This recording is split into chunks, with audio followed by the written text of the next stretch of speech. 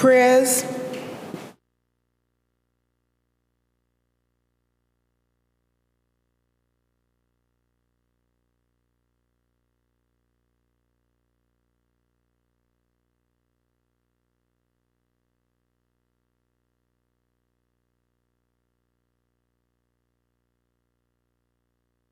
We ask to unite us all with the same vision as a nation, and by doing whatever is entrusted to our care, may the small effort in the end bring the goodness to all people living in this island.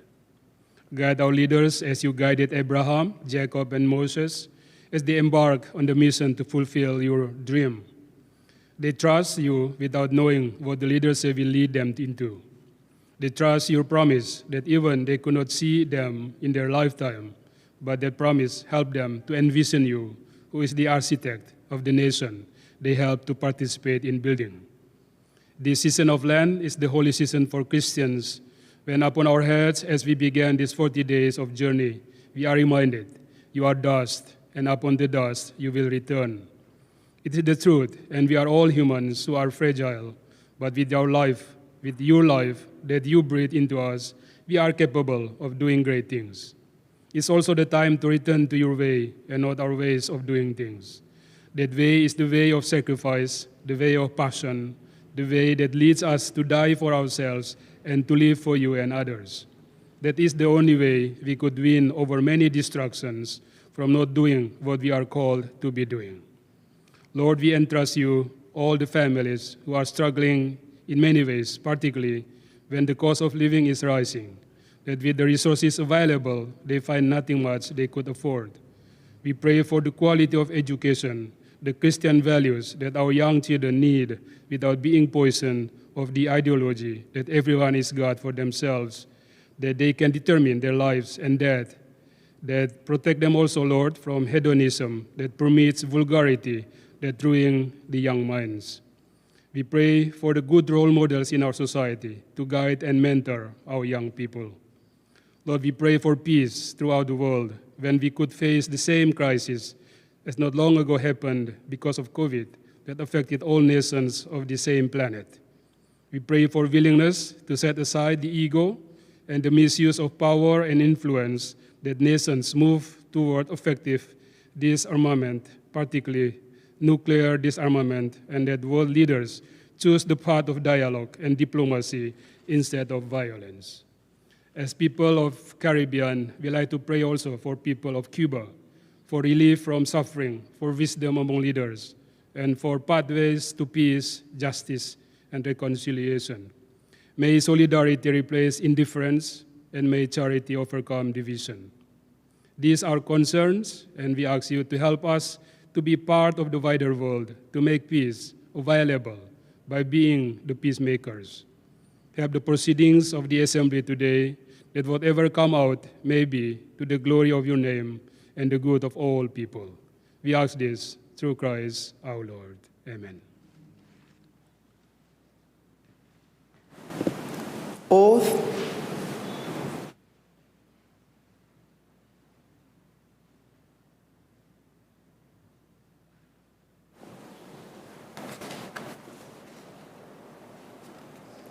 I, Jamil Greenaway, do solemnly and sincerely affirm and declare that I will be faithful and bear true allegiance to Her Majesty King Charles III, his heirs and successors according to law.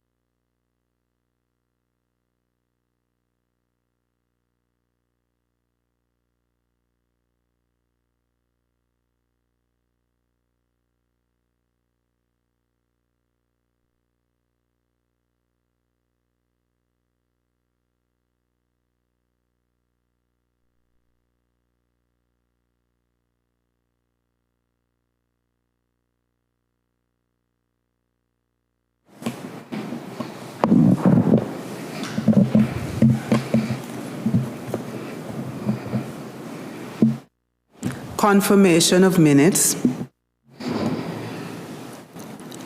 Minutes numbers 11, 12, and 13 of the 18th Parliament, dated 11th November, 9th December, and 23rd December of 2025, respectively, are before us for confirmation. Assuming there are, I recognize the Honorable Premier. Madam Speaker, I beg to move a motion for the adoption of the minutes as presented. Do we have a seconder? I recognize the Honorable Deputy Premier. Madam Speaker, I rise to support the motion for the confirmation of minutes number 11, 12, and 13 of the 18th Parliament, respectively dated Tuesday 11th of November, Tuesday 9th of December, and Tuesday 23rd of December. It has been moved and seconded that minutes number 11, 12, and 13 of the 18th Parliament, dated 11th November, 9th December, and 23rd December 2025, respectively, should be confirmed. All those in favor, say aye. Those against, nay. I think the ayes have it. The ayes have it. The three sets of minutes, numbers 11, 12, and 13, dated 11th November, 9th December, and 23rd December 2025, respectively, have been confirmed. Papers to be laid on the table. I recognize the Honorable Financial Secretary. Thank you, Madam Speaker. Madam Speaker, I rise in this honorable House to lay the following papers appearing under the name of the Financial Secretary. Basic Needs Trust Fund Audit, Financial Statements, April 2021 to March 2022. Montserrat Info Communication Authority, MICA, Financial Statements for April 2020 to March 2021. Montserrat Land Development Authority, Financial Statements for April 2023 to March 2024. Montserrat Volcanic Observatory, Financial Statements for April 2017 to March 2018. Performance Audit, a review of customs trade facilitation. The government's approach to disposal of ICT assets. Environment Warrant Number 2 of 2025-2026. SRNO Number 5 of 2026. Customs Duties and Consumption Tax. Ian Gerald, Exemption Order. SRNO Number 6 of 2026. Customs Duty and Consumption Tax. Patricia Farrell Darway, Exemption Order. SRNO Number 7 of 2026, Customs Duty and Consumption Tax, Vernon Farrell, Exemption Order. Thank you, Madam Speaker.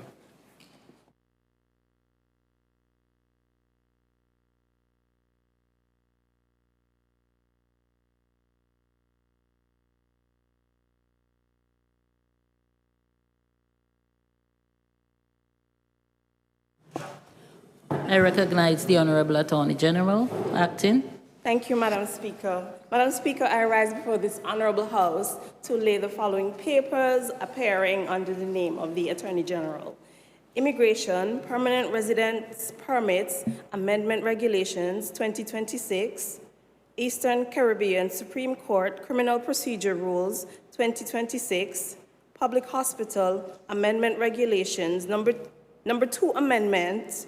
My apologies, Madam Speaker. Public Hospital Amendment Number 2 Regulations 2026. Thank you, Madam Speaker.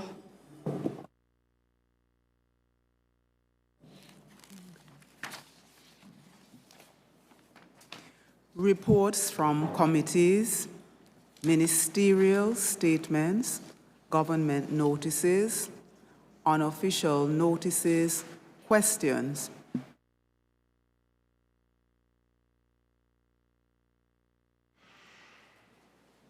I recognize the Honorable Romeo. Podiums.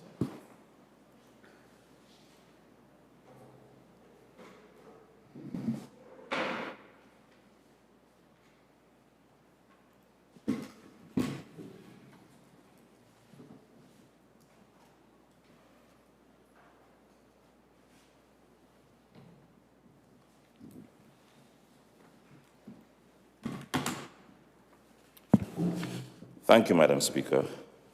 My first question is for the Honourable Minister of Build. Regarding the works being conducted on the Little Bay Port Project, can the Honourable Minister of Build tell this Honourable House, A, should I go one by one, Honourable Minister?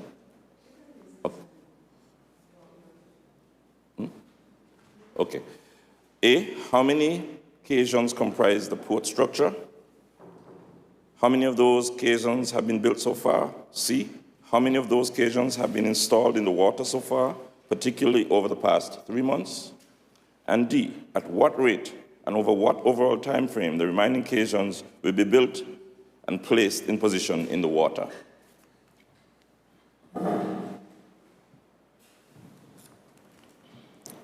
I recognize the Honourable Minister of Build. Your mic, please, Honourable Romeo. Thank you, Madam Speaker. Regarding the works being conducted on the Little Bay Port Development Project, A, the port structure comprises a total of 324 caissons. To date, 99 caissons have been cast, in addition to 4 rejected units. A number of the cast units presented defects, which are currently being rectified. Thus far, 28 caissons have been formally approved by the engineer, and the repair and approval process for the remaining units is ongoing. The defects currently being addressed are not newly discovered issues. They have been known for some time and are subject to rectification in accordance with the contractor's approved quality assurance procedures prior to certification. In respect of installation, 18 caissons have been placed in the water, of which 15 were installed within the past 3 months. With respect to the rate of production and anticipated completion, the government relies on the contractor's approved program, which forms part of the contractual documentation. According to the current program, casting of the remaining caissons is scheduled to be completed by 31st July 2026, and placement of the caissons is forecast to conclude by 28th of August 2026. The contractor had indicated that casting operations would recommence by 15th of February. That restart was delayed. The contractor has since advised the delay was associated with the need to undertake testing of the cement to ensure compliance with required specifications. Works are now anticipated to resume shortly. The delay may impact the projected timeline, and the matter continues to be closely monitored under the contractual supervision framework.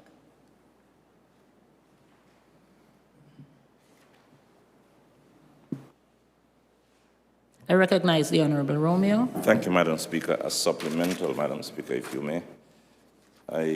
Since you now know a time frame in which the caissons will be placed, do you have a time frame for the completion of the port project?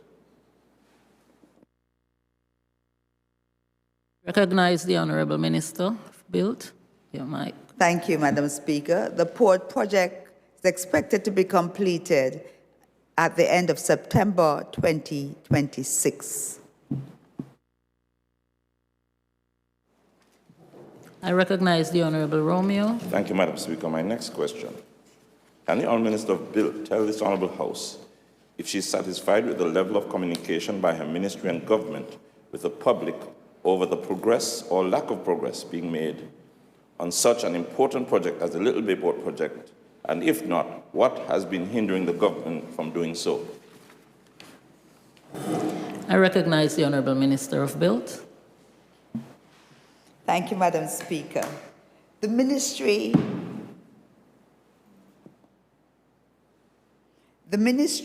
and government have provided updates on the Montserrat Port Development Project through official statements and public briefings, and even before with stakeholder meetings.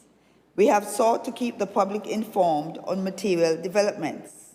While the government remains committed to transparency, It must also act prudently to safeguard the interests of the people of Montserrat as engagement with the contractor continues. The government remains committed to transparency while ensuring that its legal and contractual position is properly safeguarded.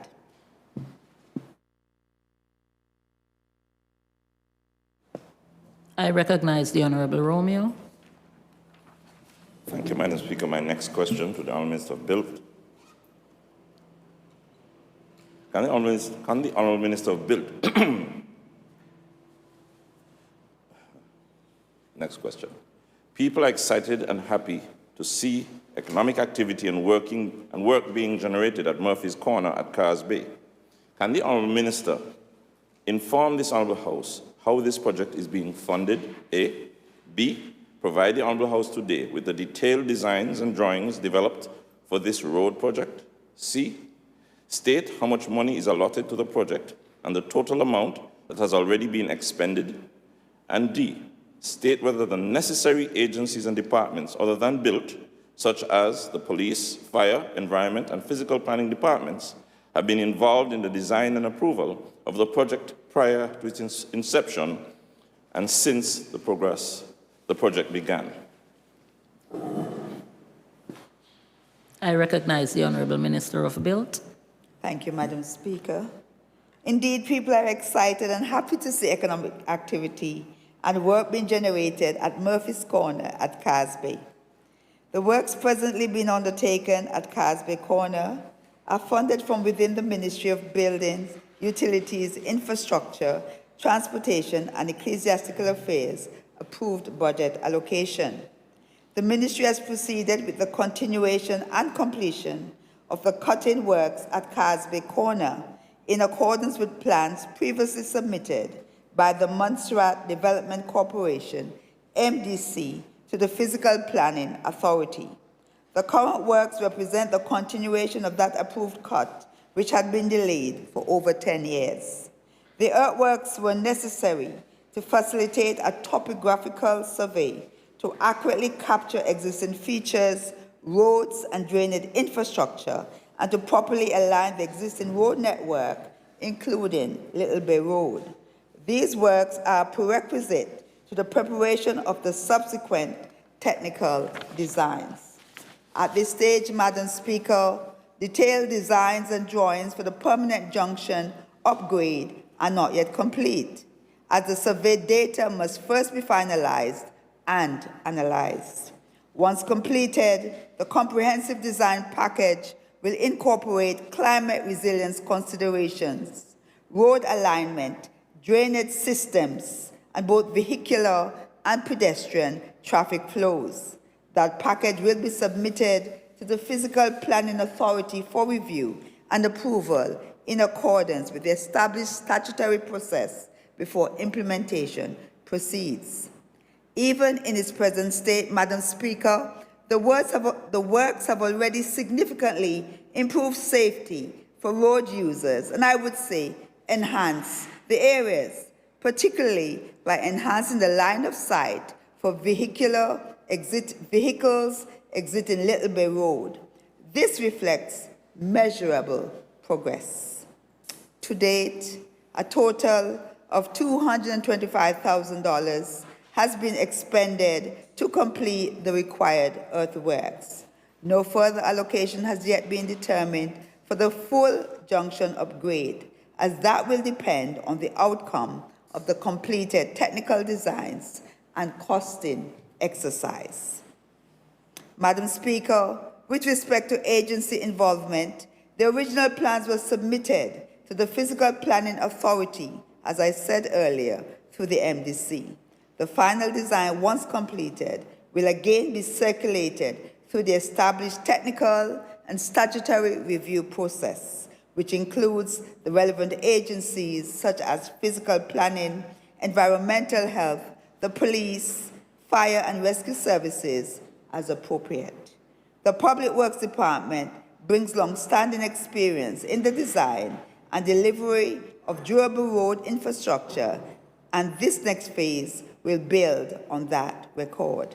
Thank you, Madam Speaker. Recognize the Honorable Romeo. A supplemental, please, Madam Speaker. Honorable Minister, are you saying that the original plans which were submitted to the Physical Planning Authority through MDC, as you stated, are not available? Can't you share them with us? Have you already emailed it to me, or do you have it in hand to share with us? That's number one.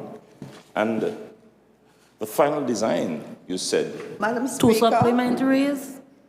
What's that? Are you asking two supplementaries? It's connected. No, I'm not. No, It's I one don't. supplemental. It's It around doesn't- the same matter.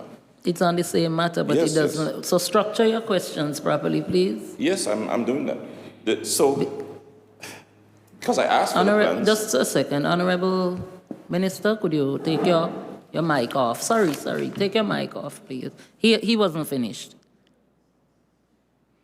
Honorable Romeo, you may go ahead. I was just asking the minister to take her mic off. Okay, thank you very much, Madam Speaker.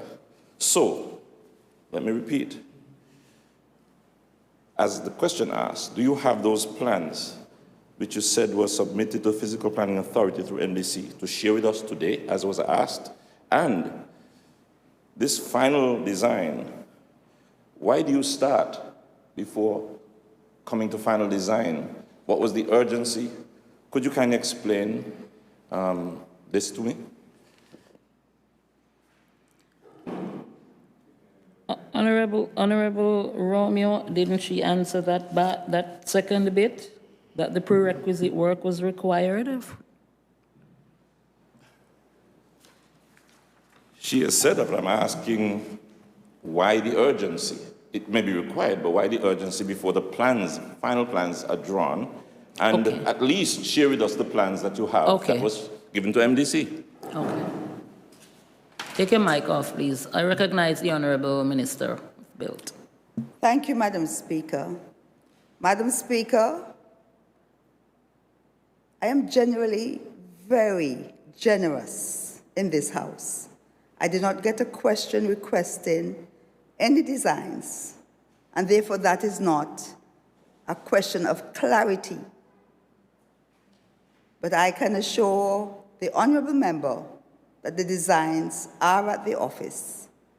Secondly, Madam Speaker, why the urgency? Madam Speaker, look at Casby over the years. Look at Casby entrance. The entrance, Madam Speaker, to our cultural center, the beautiful beaches, the activity, Madam Speaker, that we see at the basketball court. Our guests, our people must travel from the port through there. Madam Speaker, we also were subject to serious flood during May of last year, and we do what is necessary, Madam Speaker. We will not wait for Casby to be flooded again. It is time to progress. It is time for action, and hence we have just done that, and we are going to continue those works, Madam Speaker. This country has been waiting 10 years for Casby to improve, and every journey begins with a step. My ministry and I, with the support of the government, we have taken that step, Madam Speaker, and we're going to continue to march forward. As we are in this month of March, we're ready to march forward and take this country forward, Madam Speaker. Thank you so much. Point of I order, recognize the Honorable Point of order, Madam Romeo. Speaker. The point of order after she has spoken? Yes, clarity, because section B of the question asks specifically to provide this honorable House today with the detailed designs and drawings developed for the road project. I think she said that the drawings are at the office. No, she said I didn't ask for it. She said I didn't ask for it. So Okay, I've but- asked for it, and my supplemental is asking, do you Okay. have it? Have you emailed it? Will you provide it? Honorable Minister. Madam Speaker, we spoke of the MDC drawings that we have. We then said we must do the topography, the survey, And then out of that, because things have changed, and now, as we said, we would see where the features align and do a detailed drawing. When that drawing is completed, Madam Speaker, I will bring those drawings to this honorable House for the honorable member. Thank you. I recognize the Honorable Romeo. Yes, Madam Speaker. My next question. Can the Honourable Minister of Build tell this Honourable House which of the aircrafts that frequent the John A. Osborne Airport have the required performance margins for safe night departures, and if other aircraft are available in the region or worldwide have been found to be suitable for the said purpose? I'm going to repeat the question. Can the Honourable Minister of Build tell this Honourable House which of the aircrafts that frequent the John A. Osborne Airport have the required performance margin for safe night departures, and if other aircraft available in the region or worldwide have been found to be suitable for the said purpose? I recognize the Honorable Minister of Build. Thank you, Madam Speaker. At present, fixed-wing operations at the John A. Osborne Airport are limited to daytime operations in visual meteorological conditions in accordance with the Governor's instructions. Night operations are therefore not currently authorized. Any aircraft operating at John A. Osborne must demonstrate compliance with the required takeoff and landing performance criteria appropriate to the aircraft type, specifically Performance Class A or Performance Class B aeroplanes. The aircraft that most frequently operates at John A. Osborne Airport are the BN-2 Islander and the DHC-6 Twin Otter. Both aircrafts are capable of meeting the required performance criteria for daytime operations when operated within approved weight and environmental limitations. However, available technical assessments indicate that the BN-2 Islander, which is a performance class B2 aircraft, does not provide sufficient assured obstacle clearance margins in the event of an engine failure during departure, particularly under night conditions where obstacle avoidance by visual reference would be limited. Performance Class A aircraft, such as the DHC-6 Twin Otter, offer improved engine climb-out performance and are generally better suited to operations from short runways. However, safe operation would still depend on aircraft weight, environmental conditions, and regulatory approval. It is important to note that aircraft performance suitability for night departures cannot be determined by aircraft type alone. Compliance must be demonstrated through a formal safety risk assessment and performance analysis that considers aircraft performance, runway characteristics, terrain, obstacle, environment, and operational procedures. Madam Speaker, in addition to fixed-wing aircraft, twin-engine helicopters represent a potential alternative for night medical evacuation operations. Helicopters do not rely on runway takeoff performance and may offer operational advantages in environments with terrain and obstacle constraints. However, helicopter night operation would still require appropriate infrastructure, operational procedures, and regulatory approval before they could be implemented safely.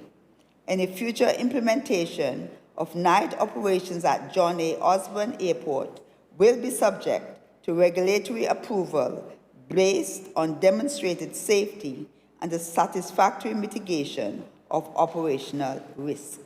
Thank you, Madam Speaker.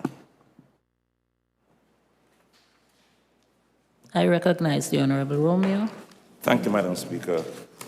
Madam Speaker, I welcome and recognize the responsibility to check to see that aircrafts are suitable However, I am not clear on whether the answer has indicated whether there's another aircraft that can presently be used at night other than the Islander that was stopped for night medevac. And considering the urgency, the life.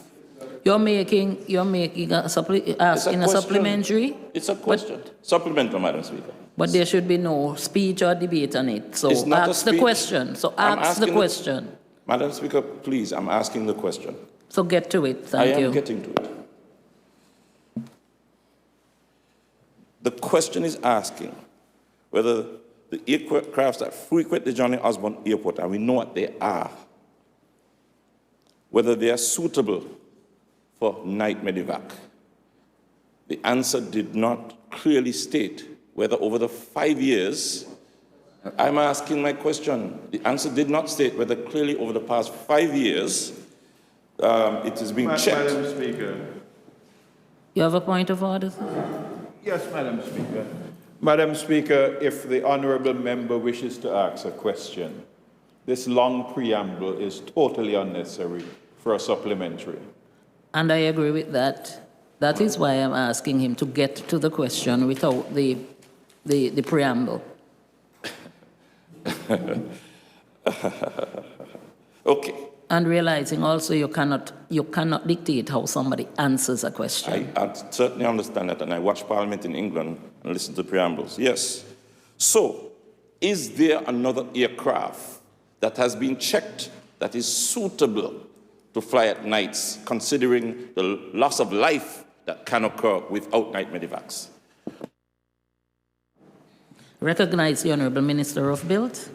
Madam Speaker, if another aircraft presents itself, it will go through the regulatory process and then determine if it is suitable for nighttime flying, especially night medevac.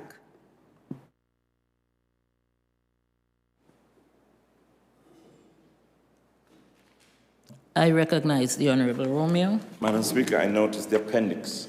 That is, Excuse me? I noticed an appendix to the questions. Are you aware of that? Yes, I'm aware that there is an appendix. What is that there for? You did ask a question on the 9th of December, and I requested the Honourable Minister to provide you with a response. Okay. So this is it. So she's not addressing it now. Very No. good. Okay. My next question is for the Honourable Premier and Minister of Finance and Economic Management. Many in our community have lost and continue to lose essential household and commercial electrical equipment, such as refrigerators, televisions, microwaves, and tools in recent years due to the repeated sudden power outages. As a result, many appeals have been made in this Honourable House and on public radio over the past year for the government of Montserrat to reduce or remove duties on white goods. Can the Honourable Minister of Finance tell this Honourable House the reason why this government has not provided such concessions on white goods, especially when the power outages are not the fault of members of the public? I recognize the Honourable Minister of Finance. Madam Speaker, in the previous sitting of the Legislative Assembly held on January 27, 2026, the Leader of the Opposition, the Honourable Paul Lewis, posed a question in which the essence was identical to this very question. The standing orders of our Assembly are clear, and I refer the Honourable Member to Section 24, subsection 4, which states, "A question must not refer to any debate that has occurred or an answer that has been given in the current session, nor should a question fully answered be asked during the same session." So, Madam Speaker, I crave your indulgence. Should I respond again to the question, or should we follow the standing order? I'm guided by you. Well, we really should follow standing orders, but you have provided a response, and I would ask you to read the response as it is written here. Okay, notwithstanding, Madam Speaker, I will repeat the response which was given at the last sitting for the benefit of the honourable member, who I will urge to kindly follow the sittings of this honourable House. Madam Speaker, this government has taken steps to stabilise the power supply on the island. It cannot be discounted that the power supply is far more stable now than in recent years. Madam Speaker, if it is, as the opposition claims, that the power outages have damaged white goods, would our efforts and funding not be better spent on continuing to secure the power supply and not to have frequent disruptions? This government has already reduced the cost of imports and will continue to seek fiscally sustainable strategies to continue to support the people of Montserrat. Offering concessions on white goods every year while not addressing the aligned source of the issue, i.e. power outages, makes little practical, strategic and financial sense, both for the government, MUL and the people of Montserrat. I recognize the Honourable Romeo. A supplemental, please. And Madam Speaker, thank you both for allowing the supplemental. So a supplemental, please. And repeat the question. People are asking the question to me every day. Sorry. Do you realize that my supplemental, Honourable Premier, do you realize that the people and the private sector have been carrying the burdens of government's failure to provide electricity without damaging people's refrigerators, televisions, and equipment? And doesn't the government have the responsibility to share the burden and not cast it entirely on the people, and in so doing, achieve both helping the people and addressing the cause to the problem? I recognize the Honourable Minister of Finance. Madam Speaker, I wish to refer the honourable member to the response which I gave.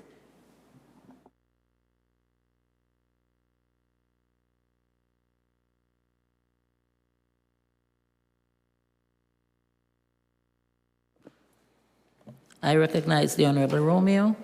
Thank you, Madam Speaker. Unable to respond. Thank you. My next question to the Honourable Premier. Over the past year, many appeals have been made in this Honourable House and on ZJB Radio for a reduction of airfares between Antigua and Montserrat. Some persons have had to pay as much as $720 for a one-way ticket. Can the Honourable Minister of Finance tell this Honourable House why this reduction in airfare has not been agreed to and made possible by the government?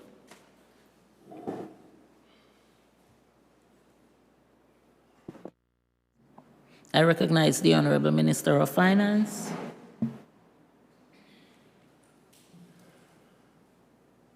Madam Speaker, the government of Montserrat remains acutely aware of the financial burden of the high travel costs placed on our residents and visitors. In direct response to the appeals mentioned by the honourable member, the government has proactively negotiated operational support and price caps with our primary air service providers, Fly Montserrat and SVG. However, it is vital to clarify how these agreements function in practice to manage expectations. Madam Speaker, standing orders of our Assembly are clear in Section 24, subsection 4, which states, and I quote, "A question must not refer to any debate that has occurred or answer that has been given in the current session, nor should a question fully answered be asked during the same session." The honourable member has been provided with substantive responses related to price cap and the airfares and operational support for the airlines on the various routes in the sittings of 11 November 2025 and 9 December 2025. However, I will humor the honourable member for the final time. To maintain a baseline of affordability, the government provides operational support in exchange for a fixed number of discounted seats on scheduled flights. SVG operates under a standard negotiated rate for their primary capacity, which means they are willing to have a fixed fare throughout the year. The support provided cover both tickets and operational support for the Twin Otter aircraft.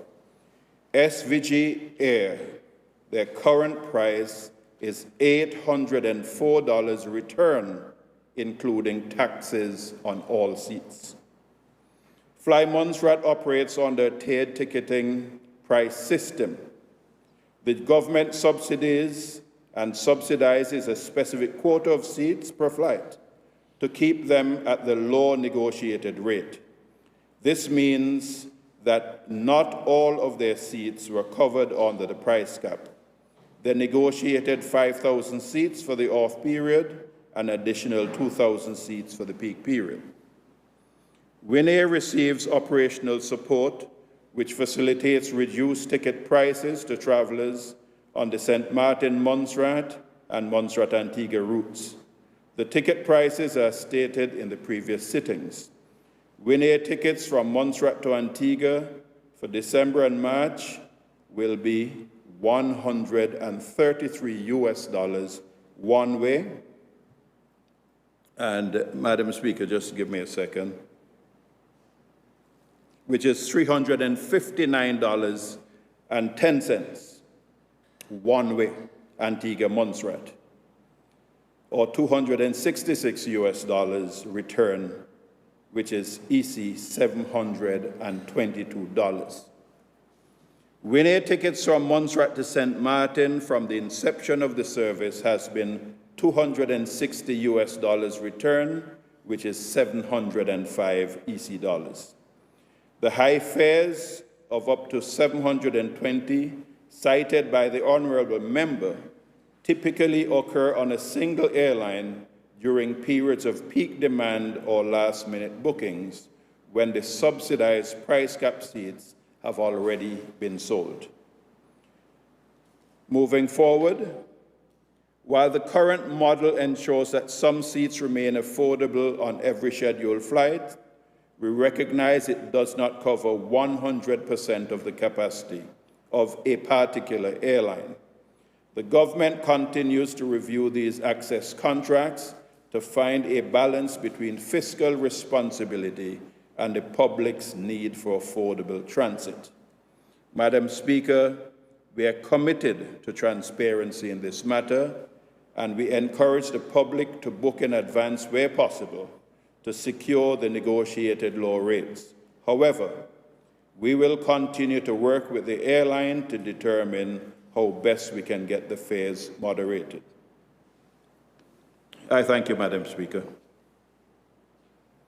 I recognize the Honourable Romeo. Thank you again, Madam Speaker, Honourable Premier, for answering the question. However, it was asked in light of the absence of the promised ferry. So my supplemental, Madam Speaker. Honourable Premier, in 2024, you called on the Premier then, who should have been fiscally responsible and affordable, concerned about affordability as well, to reduce the airfare from 900 to 500 in the absence of a ferry. Could I repeat that? In 2024, the present Honourable Premier called on the... Honourable Yes. Romeo, Yes, where ma'am. in the question was any mention made of the ferry? What's that? Where in your question was any mention made of the ferry? I didn't say so. I'm asking a supplemental because fiscal responsibility involves funding for access that's ring-fenced and available for ferry and air. So let me ask the question. Madam Speaker, on a point of Yes, what's your point of order?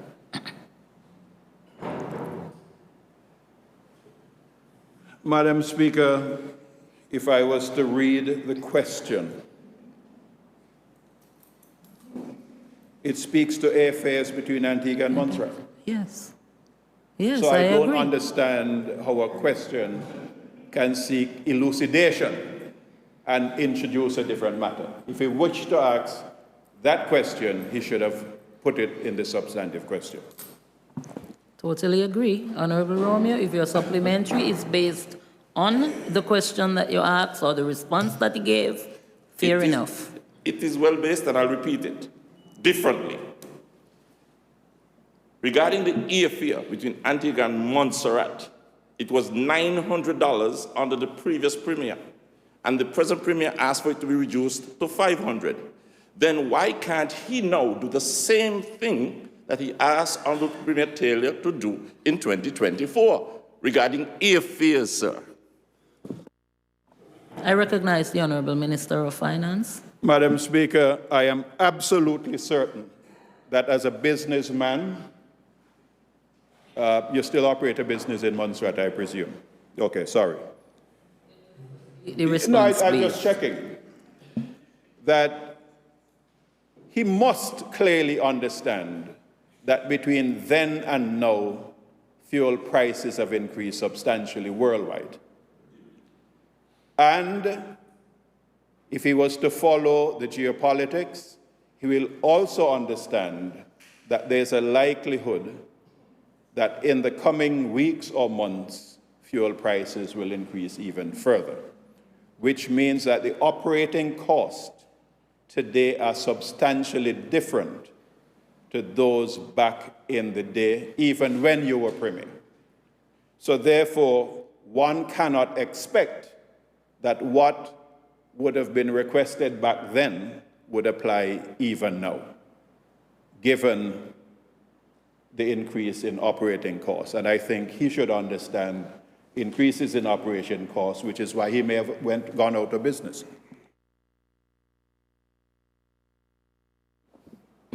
I recognize the Honorable Romeo. Oh, dear Lord.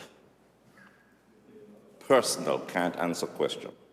Can the Honorable Premier tell us, Honorable House, what specific part the government of Montserrat has played and is playing in the development, structure, and future prospects of the private sector-led Montserrat Ferry project?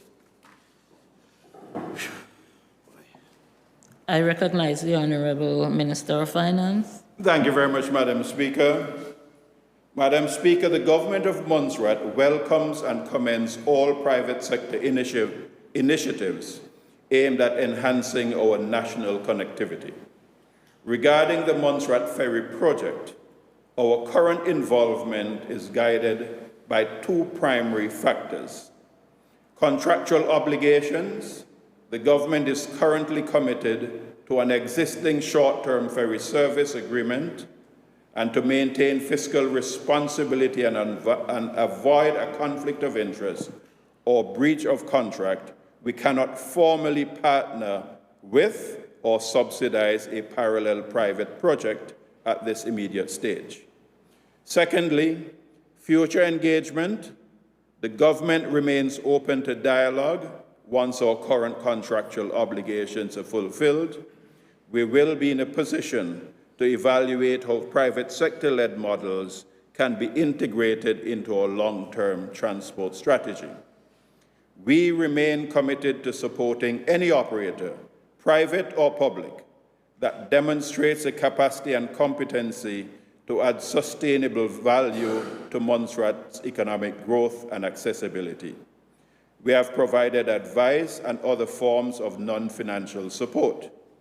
And may I add, Madam Speaker, that one of our neighboring governments has indicated, based on our discussions, that they're willing to provide financial support in that venture. We, however, urge you to lead by example and make a substantial purchase of shares in the operation. We also urge the Montserrat public, both on island and overseas, to make investments in this commendable project as well. I recognize the Honorable Romeo. Thank you, Madam Speaker, and I wish them well. My next question, Madam Speaker. With the lack of key economic driving infrastructure lost to the volcano 30 years ago, coupled with mismanagement of the volcano crisis, the slow and inadequate delivery of urgent and development aid, worsened by continuous depopulation and reduction of our customer base, the impact of hurricanes and storms, COVID-19, the Ukraine war, our access woes, the prolonged delay in the port project after a delayed start to our hospital project now, and now worldwide economic uncertainty. Montserrat's private sector has been under great strain since the volcano erupted in 1995. Can the Honourable Minister tell this Honourable House what has been done of significance to ease the burden of the private sector, A, during the 5 years prior to the government taking office in 2024, and B, over the past year since this government has come to office? I recognize the Honourable Premier. Thank you, Madam Speaker. This current administration inherited an approach to the private sector that at best was passive and at worst ignored them and their needs. Since 1995, the private sector has faced a succession of significant challenges. We do not dispute the scale of these. Indeed, it is precisely because of this context that this administration has moved with purpose and urgency since taking office. Just a second, Honourable Premier. Could you take your mic off, please? Should I start again? No, you may continue. I must, however, reflect on the developments which took place between the period of 2009 to 2014, all of which came to a sudden stop after the elections of 2014. This continued through that administration, headed by the person who asked the question, and that of its successor to 2024. We lost a full decade due to this malaise. With Montserrat facing critical economic dependency, where 60% of the national budget is derived from UK support,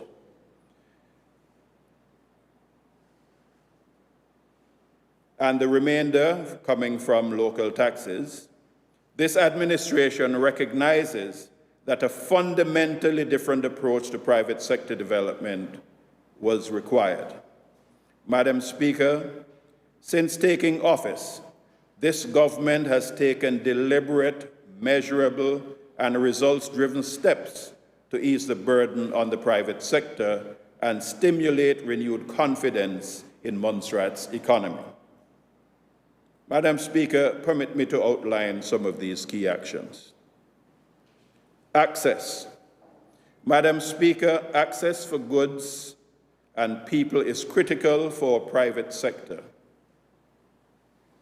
After much dither and delay under the previous administrations, within the first 6 months of taking office, this administration instituted 2 new air options via St. Martin and Antigua.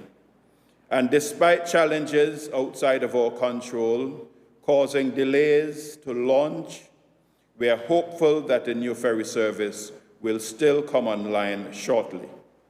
This is in spite of identified efforts to sabotage this vessel's procurement. These provide critical routes for people and goods both in and out of the island, bringing new customers and providing new opportunities for export of their products overseas. Secondly, institutional strengthening and strategic capacity building. This administration recognized that meaningful private sector support requires dedicated institutional capacity, and to that end, we have re-established the Cabinet Secretariat with a clear mandate for the coordination of key social and economic development efforts across the public service. 2, we have formed the Business, Trade and Investment Unit within the Cabinet Secretariat with an expanded mandate covering investment promotion, micro and small business enterprise development, and export facilitation. 3, We have recruited a dedicated Director of Business, Trade and Investment in June of 2025 to lead this work. 4, we have developed formal investment assessment tools and evaluation frameworks to ensure that investment proposals are assessed rigorously, consistently, and transparently. 5, we have commenced the development of the Invest Montserrat brand and investor prospectus to professionalize our investment attraction efforts and present Montserrat as a credible investment destination. 6, we have proposed the establishment of a private sector coordinating working group to strengthen collaboration between government ministries and the business community. This represents a fundamental shift from the previous approach over what we consider the lost decade, half of which was under the honorable member's watch.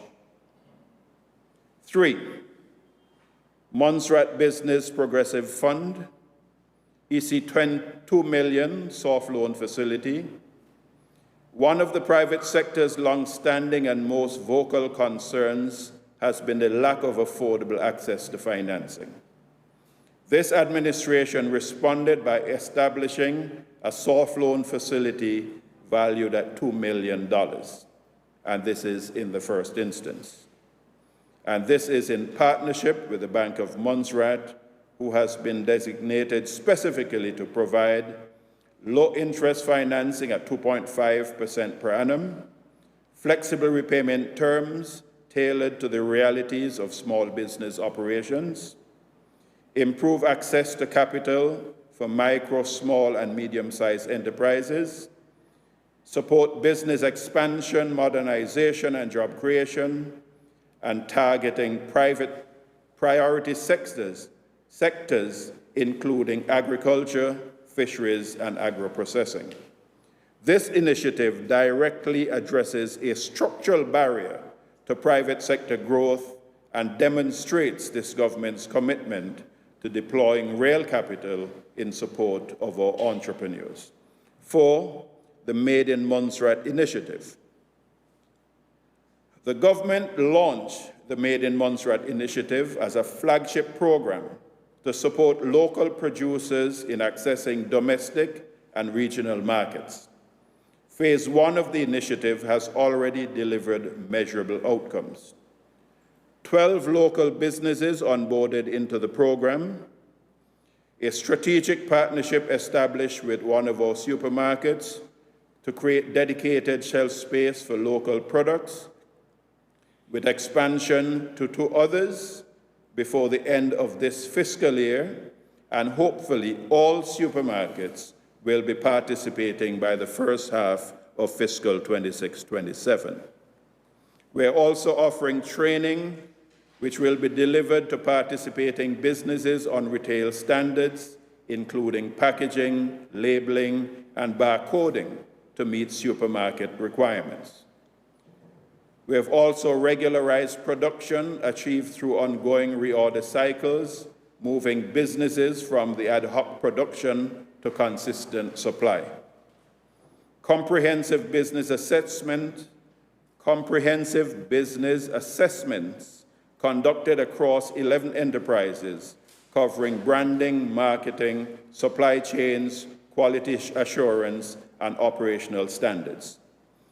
This is not policy on paper, Madam Speaker. These are real businesses on real shelves generating real income.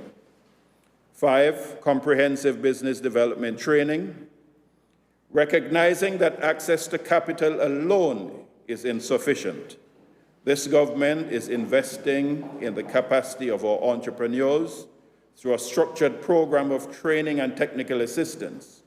Programs delivered or scheduled include customer service excellence training, supermarket requirements workshop covering packaging, labeling, and compliance standards, wholesale pricing strategies for businesses seeking to scale, financial literacy training, including budgeting, cash flow management and record keeping, marketing and digital skills development sessions, and an upcoming introduction to exporting program scheduled for delivery sometime in March of this year. Madam Speaker, these programs are being delivered in partnership with local retailers, representing a shift from passive policy making to active hands-on engagement with the private sector, something that was noticeably missing on the previous administrations of the lost decade. Additionally, we are partnering with a vessel which offers refrigerated services, which will enable our customers, especially our farmers, to export crops to St. Martin. These exports will, of course, include our superfood, my favorite product, breadfruit. There will be opportunities for farmers and harvesters to include in training in harvesting techniques, sanitation, and packaging. Madam Speaker, in conclusion, this administration inherited a private sector under great strain and an institutional framework that lacked the capacity, focus, or strategic direction to address it. In just over 1 year, we have established institutional architecture, deployed real capital, launched flagship programs with measurable results, and begun the systemic reforms necessary to transform our business environment.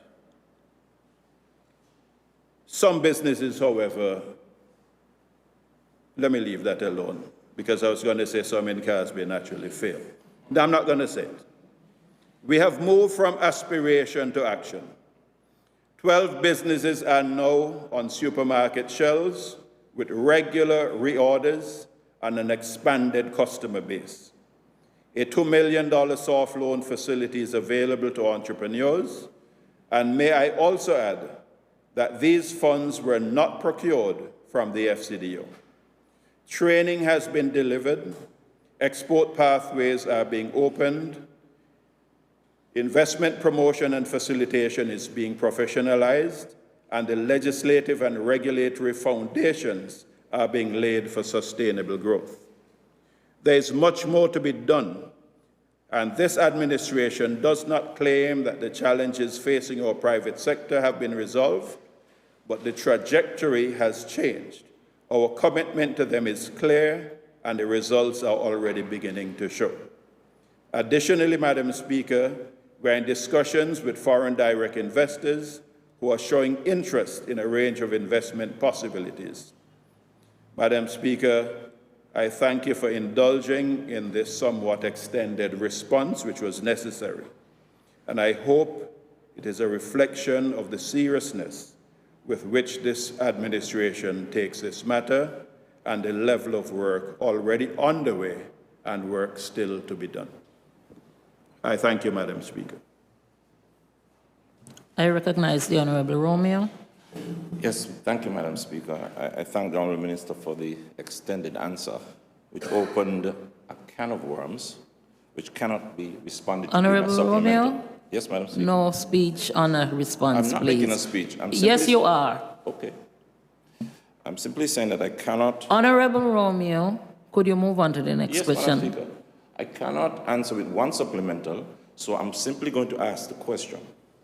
With all that you have said, do you realize that by failing to address access properly, that this St. Patrick's and the previous St. Patrick's and Christmas represent such a significant loss to the private sector, the real businesses that you mentioned, that what you have just said is undermined significantly and that you need to pay more attention to fixing access properly and reducing the cost to people coming into Montserrat? I recognize the Honourable Minister of Finance. Madam Speaker, it seems as though the honourable member comes here with his ears closed. Winair is operating 3 flights a day, Antigua to Montserrat, at $133 one way from Antigua to Montserrat.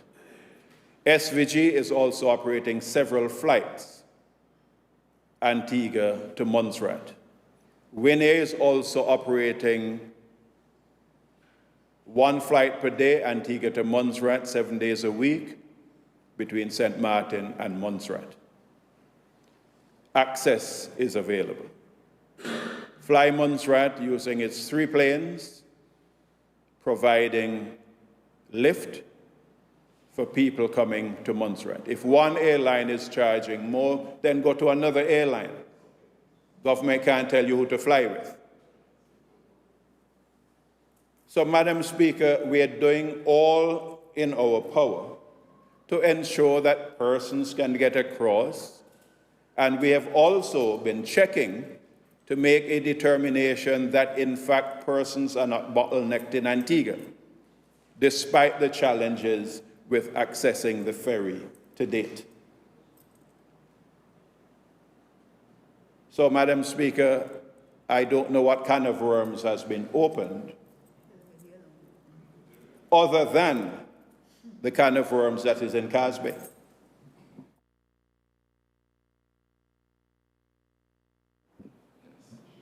I recognize the Honorable Romeo. Thank you, Madam Speaker. My next question.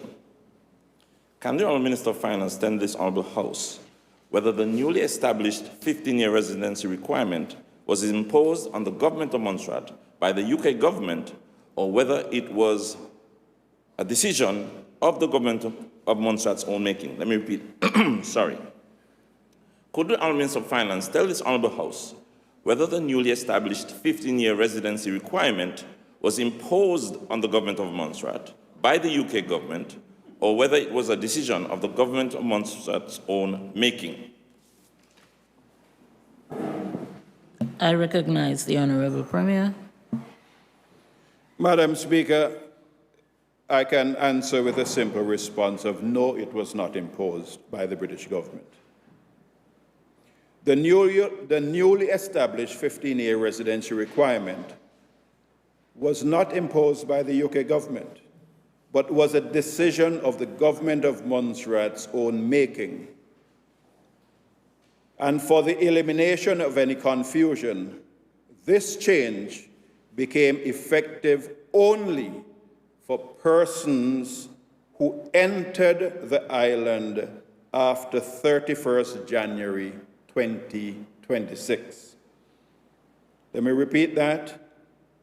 This does not affect anyone who was on island before the 1st of February 2026.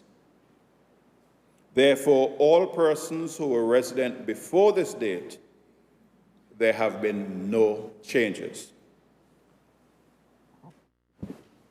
I recognize the Honorable Romeo. Madam Speaker, I thank the Honourable Minister for that answer, which I accept as the truth coming from him. However, Madam Speaker, I have no more questions, but simply to observe, Madam Speaker, that personal attacks and argumentative responses are allowed.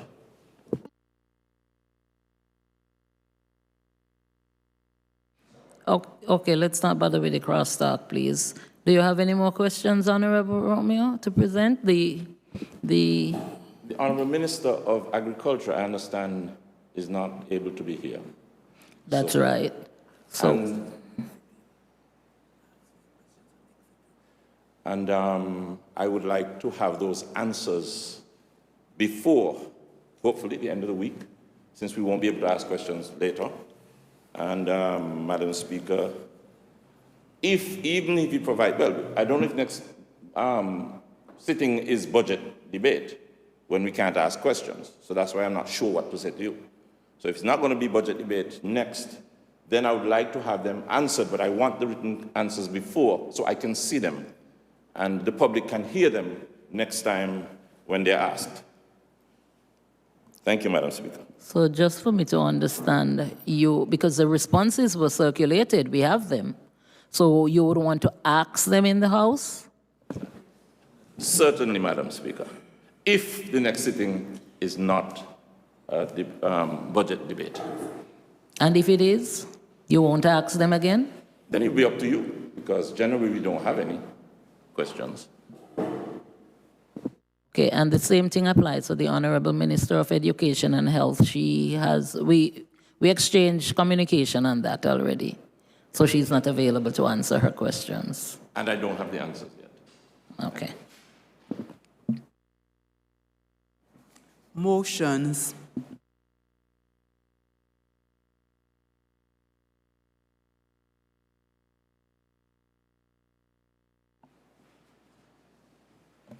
I recognize the Honorable Premier. Thank you, Madam Speaker. Madam Speaker, I rise to make a motion for the first reading of the Supplementary Appropriation 2026 Number 3 Bill of 2026.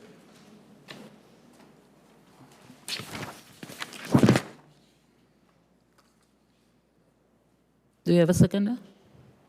I recognize the Honorable Deputy Premier. Madam Speaker, I rise to second the motion. It has been moved and seconded that the bill shortly entitled Supplementary Appropriation 2025, Number 3 Bill, should be read a first time. Those in favor say aye. Those against, nay. I think the ayes have it. The ayes have it. The bill will be read a first time. Supplementary Appropriation 2025, Number 3 Bill. I recognize the Honorable Premier. Madam Speaker, I rise to move a motion for the second reading of the Supplementary Appropriation 2025 Number 3 Bill of 2026. And Madam Speaker, if I may, and with your consent,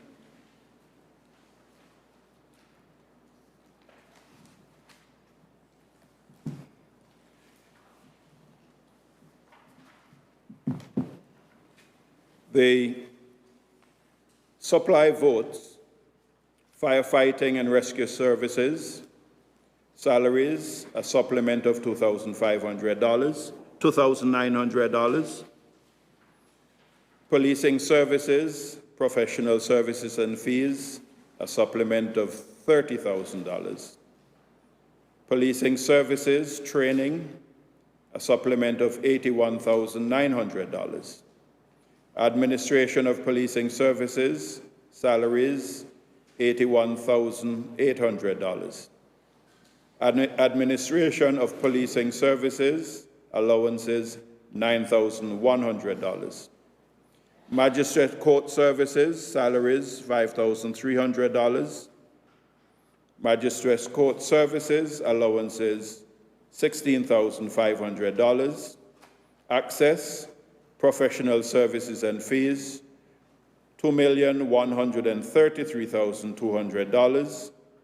Regional affairs, grants and contributions, $1.2 million. And Madam Speaker, as it relates to regional affairs and access, these funds are required, one, on the regional affairs, to make sure that our contributions to our regional bodies and organizations are kept up to date. Access, these funds are ring-fenced, and as the honorable member from the other side requested, these are funds which go towards the price capping and the support which are provided to the airlines, and a sum also for the ferry service. Strategic management and administration, purchase of furniture and equipment, $2 million, and this is for much needed equipment which are required across the government services, including computer equipment. Strategic management and administration, $7,600. Infrastructure services, $46,500 for allowances. Strategic management and administration, purchase of furniture and equipment, $281,900. Infrastructure services, which are maintenance services, $615,100. These are being financed from a reduction from human resources, allowances, human resources allowances of $210,200 and technical cooperation $2 million for a total supplement of $4,341,600. Madam Speaker, we can go into the supply vote summary, but this basically has been presented in the form presented. Development Fund votes, the details are Cabinet Secretariat, critical life safety equipment, $31,800. Ministry of Agriculture, Lands, Housing and the Environment, Phase 1 infrastructure new build. This is to cover the buildings in Drummonds, and this comes to a total of $187,600, and this building is already very close to completion. We're reducing the Ministry of Health and Social Services, Health Upgrade and Enhancement EU funds, $300,000, and these are being transferred to the Ministry of Education, the Sender program of $300,000, for a total supply vote of $219,400. Madam Speaker, with this brief intervention, I commend the supply votes of $4,341,600, the Development Fund of $219,400, for a total supplementary of $4,561,000. I thank you, Madam Speaker.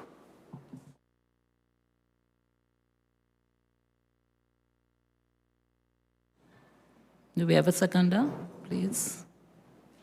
I recognize the Honorable Deputy Premier.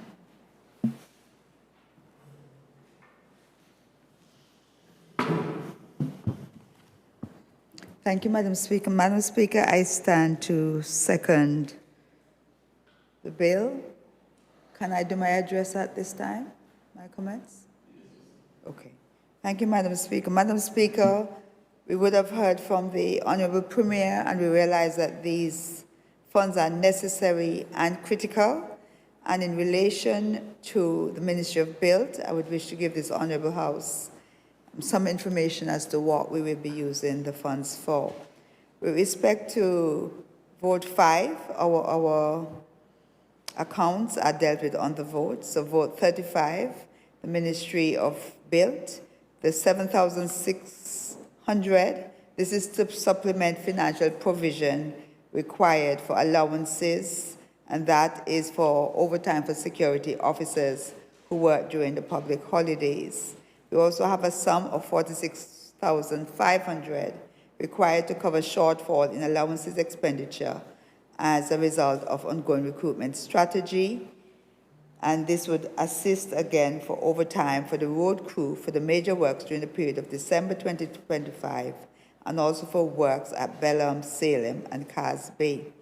We are also getting, Madam Speaker, of acts for $40,000 to cover our provision in allowances and the supplementary financial provisions required within the plant and hire mechanical services vote to facilitate payment to mechanics and drivers for overtime work as a consequence of call-out in support of major works. This amount also includes payment of a hazard, I prefer to call it a hazard allowance, in respect of employees on the sewage truck. We have another sum of approved expenditure of $281,900 to facilitate urgent procurement of critical operational equipment necessary to support airport safety, our regulatory compliance, and Public Works Department service delivery. We need, for the air traffic control, requires appropriate operational furniture to ensure full functionality and compliance with aviation workspace standards. In addition, the runway lighting control panel requires replacement to maintain the integrity of the airfield lighting system and ensure safe aircraft operations. The replacement of airport apron lights is required as well, and this will pose a hazard and were excessively tall, making routine servicing unsafe and impractical. So we're going to decommission those, Madam Speaker. The new lighting units will restore safe airside operations and improve maintainability. We also will be procuring outriggers for the trail-mounted equipment, which is necessary for safe deployment during lifting and operational works. In addition to improving operational safety and asset protection, this investment will create revenue-generating capability. The acquisition of the outriggers will reduce reliance on sole source providers, moderate escalating higher costs, enable government to recover costs through service provision. These procurements are essential for operational continuity, aviation safety, and infrastructure service delivery and cannot be met, Madam Speaker, through any other means.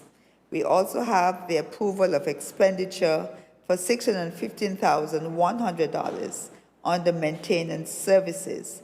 This supplements our financial provision under infrastructure services because these were underfunded works necessary to maintain disaster communications capability and safety compliance, road and drainage infrastructure integrity, and the operational readiness of plant, fleet, and workshop facilities. These are as follows. ZJB hurricane protection works are required to safeguard the government's national radio station, which serves as a critical communication platform during hurricanes and national emergencies. Our road and drainage interventions are required to prevent further deterioration of the network, mitigate erosion and runoff, and maintain public safety. Plant and fleet repairs are essential to sustain government's capacity to deliver infrastructure maintenance services. Deferral of these services would increase safety risks, infrastructure vulnerability, and long-term costs. Madam Speaker, and we also will be continuing some work as CASB.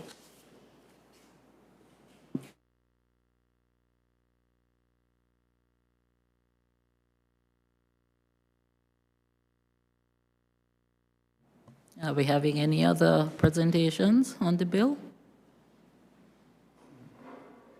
I recognize the Honorable Leader of the Opposition.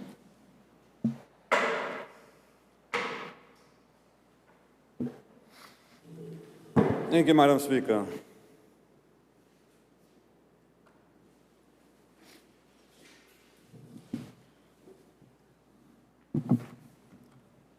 Madam Speaker, I rise to contribute to the debate on the Supplementary Appropriation 2025, Number 3, Bill 2026.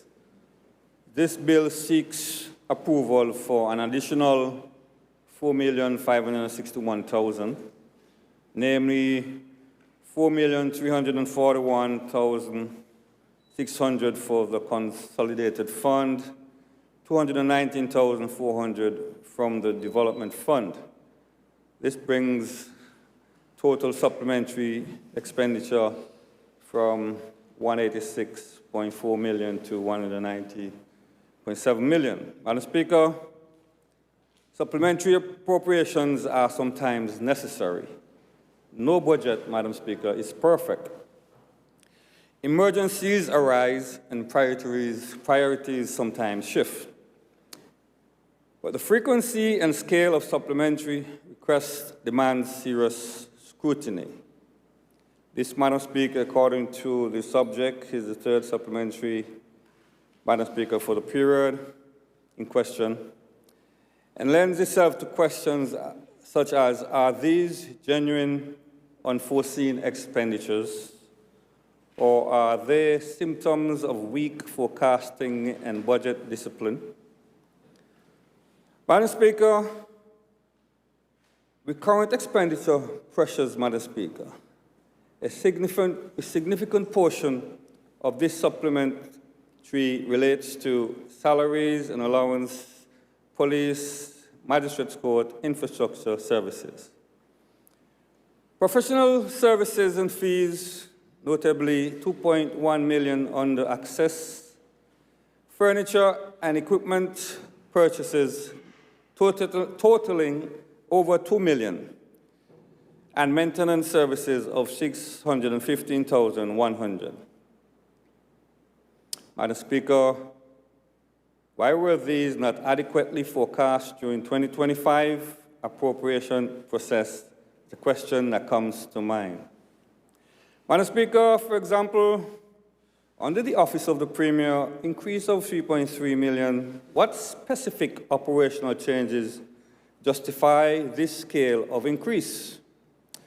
Ministry of Finance of 2 million increase, is this linked to consultancy services, systems upgrades, debt servicing? Madam Speaker, the House deserves and will welcome, Madam Speaker, detailed explanations, not just the aggregate figures. Large professional services allocations, Madam Speaker, of 2,133,200 for access.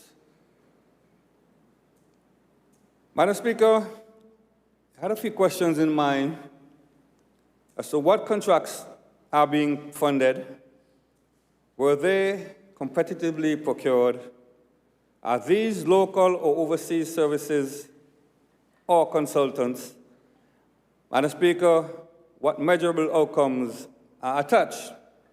Having listened to the Premier presentation, Madam Speaker, he did mention that they were assigned to airlines, price cap, and ferry contract services. Madam Speaker, however, neither the Premier or the explanatory notes provided a breakdown of how much of these additional funds is assigned for airline price capping or the period, and how much for the ferry services. So, Madam Speaker, in my view, Madam Speaker, there's a gap that still needs to be filled in terms of explanation of that breakdown or presentation of that breakdown. Furniture and equipment, 2.28 million combined, Madam Speaker. Strategic management and administration shows some 2 million and a further 281,900 additional, Madam Speaker. Madam Speaker, again, in the Premier's presentation, he did mention that some of this is assigned to ICT infrastructure, some to general office equipment and furniture. But then again, Madam Speaker, neither the explanatory notes nor the Premier went into any details as to how much is assigned to ICT and to furniture, etc. So my conclusion is as before. Madam Speaker, infrastructure services of 991,100 increase, maintenance services 615,100, allowances and operational support additional sums. While infrastructure maintenance is necessary, we must ensure preventative maintenance planning is strengthened. Projects are not delayed to the point where emergency spending becomes routine. As we know, Madam Speaker, too well, reactive budgeting is more expensive than proactive planning. Madam Speaker, I must mention and observe the explanation given by the Minister responsible for built on the infrastructure, where she did provide some details that was absent from the explanatory notes. Offsetting reductions. We note reductions in the human resources, 210,200, technical cooperation of 2 million, Office of the Deputy Governor of 2.21 million. Madam Speaker, are these genuine savings or deferred expenditures that will return in 2026-27? Madam Speaker, budget allocation should not disguise structural underperformance or delay implementation. So, Madam Speaker, I'm sure that the Premier will be happy to provide an explanation on those reductions, Madam Speaker, the reasons behind those reductions in order to put them or place them under the areas of new priorities. Madam Speaker, Development Fund and adjustment. The net increase is modest, 219,400, but shifts, Madam Speaker, are notable.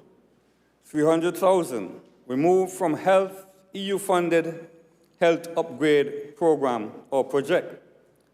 300,000 added to education SEND program, which is of course welcome, Madam Speaker, as SEND is critical to the Montserrat program, government's program, and the people of Montserrat at this time. 187,600 for phase 1 infrastructure and new build, 31,800 for critical life safety equipment. Madam Speaker, I must ask, why is health reduced by 300,000? Is this a delay, a funding shortfall, or project reprioritization? Development funds often reflect donor timelines, but transparency in reallocation is essential. Structural fiscal questions, Madam Speaker. With total supply now exceeding 190 million, what is our recurrent revenue base? What is the level of budget support? What percentage of this spending remains in the local economy? Montserrat cannot grow sustainably if expenditure rises faster than domestic revenue generation. We must link spending to population growth, private sector expansion, housing development, employment creation. Madam Speaker, the pattern of supplementaries. This is supplementary 3 of the said given period.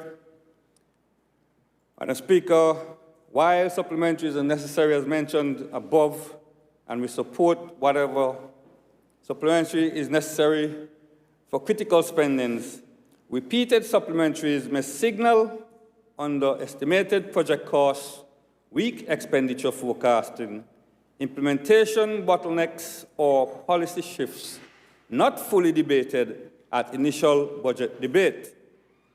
Madam Speaker, we insist on stronger upfront budgeting, quarterly fiscal performance reports, greater detail in program justification, while at the same time, Madam Speaker, we support necessary expenditure. Madam Speaker, we also insist on capital versus recurrent expenditure clarity. Madam Speaker, I have a few recommendations, Madam Speaker, which can be either taken on board or ignored. Mid-year budget review presentation to this Honourable House, publication of detailed breakdowns for all professional services contracts above 100,000, clear performance indicators tied to supplementary spending, strengthened public accounts oversight, multi-year capital planning framework to reduce reactive appropriations. Madam Speaker, in conclusion, the people of Montserrat understand that government must function. They also expect prudence, transparency, discipline, and value for money. Every additional dollar drawn from the consolidated fund represents public trust. We will not obstruct necessary spending, but instead support, Madam Speaker. But we will demand justification, accountability, and measurable outcomes. Montserrat fiscal credibility depends on it. Madam Speaker, at this point, I thank you for the opportunity to make my contribution. I recognize the Honourable Mulcair.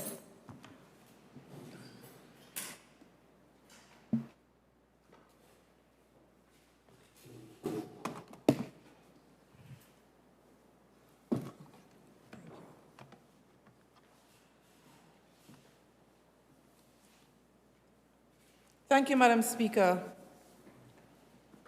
Madam Speaker, I rise to make my contribution to the Supplementary Appropriation 2025 Bill number 3, which seeks the approval of this Honourable House, comprising $4,341,600 in supply votes and $219,400 in development fund votes. Let me state at the outset that I do believe that supplementary appropriations are a legitimate and necessary tool with public financial management. As we know, no budget can perfectly anticipate every development across a fiscal year. Madam Speaker, this is the third supplementary appropriation for 2025.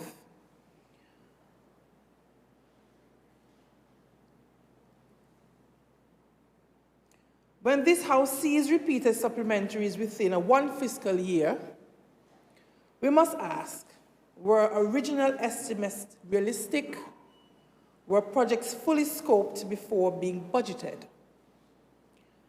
Fiscal credibility is built not only on balancing numbers, but on demonstrating disciplined planning. The supply vote supply summary shows a net increase of $3.3 million under the Office of Premier. These include access, professional service and fees, $2.1 million, regional affairs, grants and contributions, $1.2 million. These are not small adjustments, they are significant injections. Access is not an abstract concept. For Montserrat, access means one thing above all: transportation connectivity. It means the reliability of movement for our people, our businesses, our students, and our patients. Over $2 million in professional services demands clarity. Therefore, I ask the Honourable Minister, what specific professional services are being procured under this $2.13 million allocation? Do they refer to engineers, local advisors, or maritime advisory services? Are these engineering assessments? Were these needs unknown at the time of the main budget? What procurement method was used? What deliverables are attached? Professional fees must always be tied to measurable outcomes, as public funds cannot be seen as blank checks. And more importantly, are these funds being directed towards the much-needed ferry service that Montserrat so desperately requires? Madam Speaker, it has now been 467 days since this government promised a ferry to the people of Montserrat. 467 days. So the question must be asked plainly. Will any portion of this $2.13 million be invested in the ferry project? Is this funding connected to the ferry initiative currently being undertaken by our local Montserratians? Or is this yet another consultancy exercise without tangible service delivery? Madam Speaker, the people are not interested in endless studies. They are interested in sailings. They are interested in reliability. They are interested in relief from high airfares and limited connectivity. If this $2.13 million represents progress towards an operational ferry services, then let government say so clearly. But if it does not, then this House must understand why access funding continues to grow, why ferry delivery continues to delay. Regional engagement is important, Madam Speaker. Montserrat does not exist in isolation. But $1.2 million in additional grants and contributions at the end of the year requires further explanation. Are these new obligations? Are these arrears? Are these commitments anticipated when the main budget was debated? We need to know, Madam Speaker. Ministry of Buildings and Infrastructure, 991,100 increase. This includes maintenance services, allowances, equipment purchases. Madam Speaker, maintenance pressures are real, but were these infrastructure demands unforeseen? Are we dealing with cost overruns, deferred maintenance, or inadequate initial allocations? Further clarity is required. We also see withdrawals from the Office of the Deputy Governor. Madam Speaker, we must also examine these reductions. We see technical corporations salaries, $2 million, human resources allocation, $210,200. What are these significant drawdowns about? Were posts unfilled? Were technical corporation delayed? Was external funding withdrawn? Does this reflect recruitment challenges? Madam Speaker, technical corporation builds institutional capacity. If $2 million in such funding goes unused, we must understand why. We must ensure this is not a case of stalled capacity development.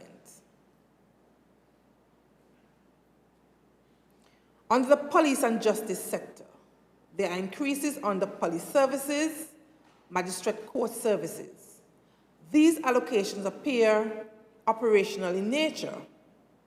If they support training, professional fees, strengthen law enforcement, then those are investments in public safety, which I strongly support. Development Fund. We see education SEND program, an additional $300,000, health upgrade and enhancement, a reduction by $300,000. Madam Speaker, I wish to commend also the increase for special education needs. Supporting our children with learning challenges is not discretionary spending. It is social equity, which is very much important. However, the reduction in health upgrade funding requires further explanation. I join Honorable Lewis in asking, were there delays? Were there reprioritization or project redesign? Healthcare remains one of the most sensitive issues in our national discourse. Transparency here is, of course, essential. Madam Speaker, I recognize that governance requires flexibility.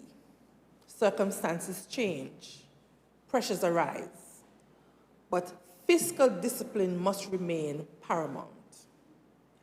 Where there are increases, particularly in professional services and equipment, this House demands transparency and measurable outcomes. Where there are reductions, particularly in technical corporation health, this House must understand the implications. In conclusion, Madam Speaker, I say supplementary appropriations must reflect responsive governance. This Honourable House must ensure that every additional dollar authorized is tied to clear purpose, transparent process, and measurable public benefit. Thank you, Madam Speaker.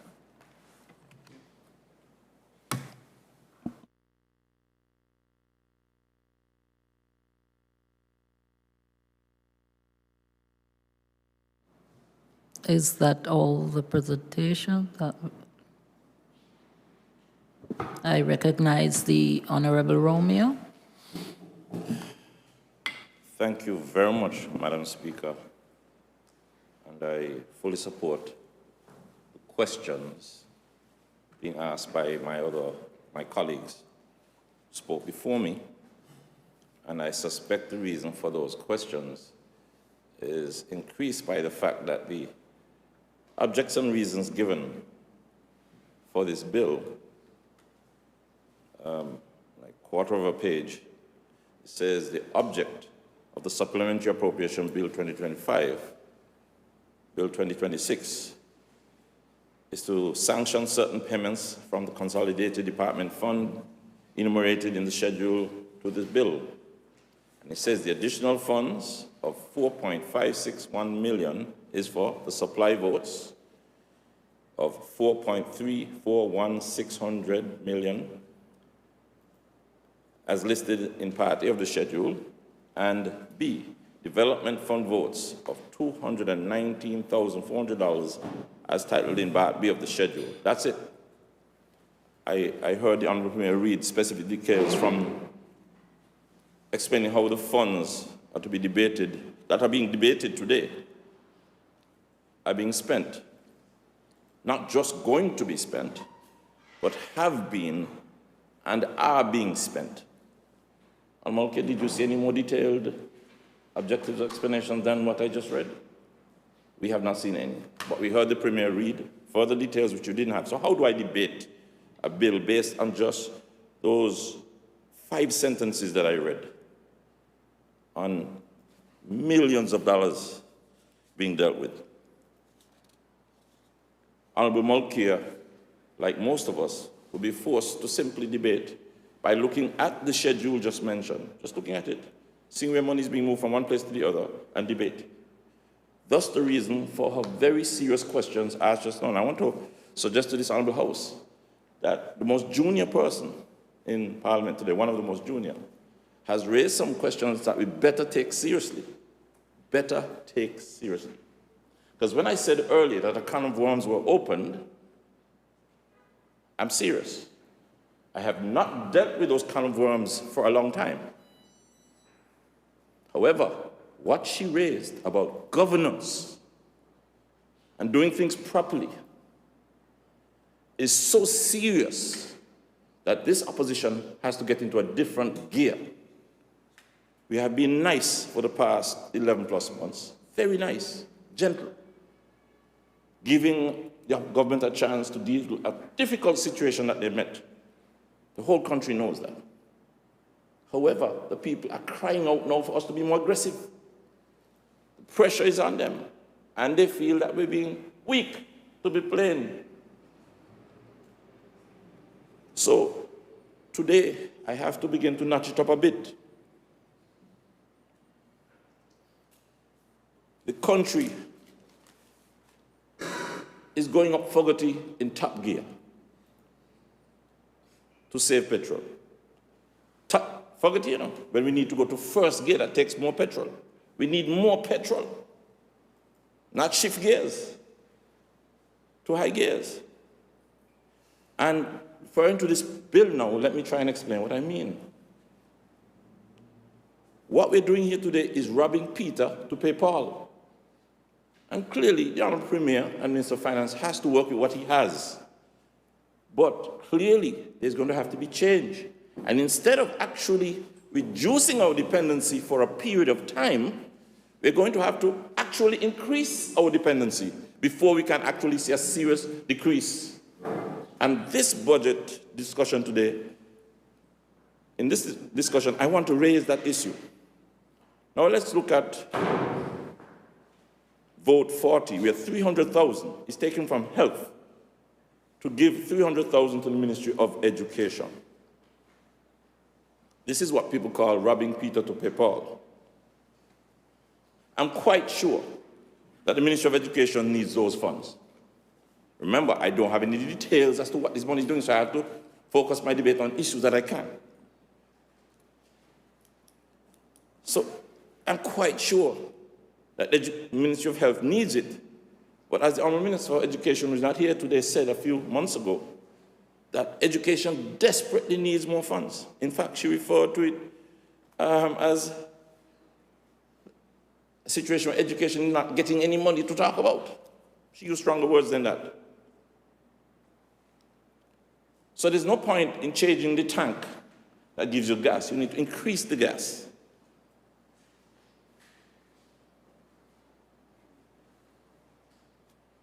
Patients are receiving bills of $170,000 for emergency medical care overseas, which either the government of Montserrat or the individual will have to pay. I guess, I don't know how much money is allotted to address this year or what's going to be done. I had a question for the minister, but she's not here. She couldn't answer the questions. However, in England, emergency medical care is publicly funded for all who lawfully reside in the UK, which means British citizens, lawful citizens who are visitors and migrants, anybody who goes there and needs urgent medical care don't have to be forced to pay the bill. It's publicly funded. But in Montserrat, where urgent medical care is not available on island, specialist care not available at all, we have to face the cost of Medivac and then medical care in a hospital overseas. And a bill could be as much as $40,000 for medical care for just a week, 10 days. $60,000 just for a weekend. Medivac could be as much as $50,000 EC. Thus the figure you will hear for over $170,000 for one individual. I know that health needs more money to address this. And that is why the opposition is not just dedicated to coming here and debating. We are going to be working on ways to assist the government to overcome the hurdle that they're facing. So I might be a little quiet, but I'm doing my work. I can assure the people of Montserrat to see that I not only challenge the Premier, but I also challenge those who need to provide the Honourable Premier more funds. That leads me to address another matter. If I remember correctly, in this Honourable House, the Honourable Premier Minister of Finance told us that he had spent $300,000 on mobilization fee for the ferry, correct? EC dollars, and 1-point-something million US was remaining for the contract, something of that nature. So let's say it's 1.5 to 1.9, somewhere there, $1 million US. We're talking about 5 million EC dollars.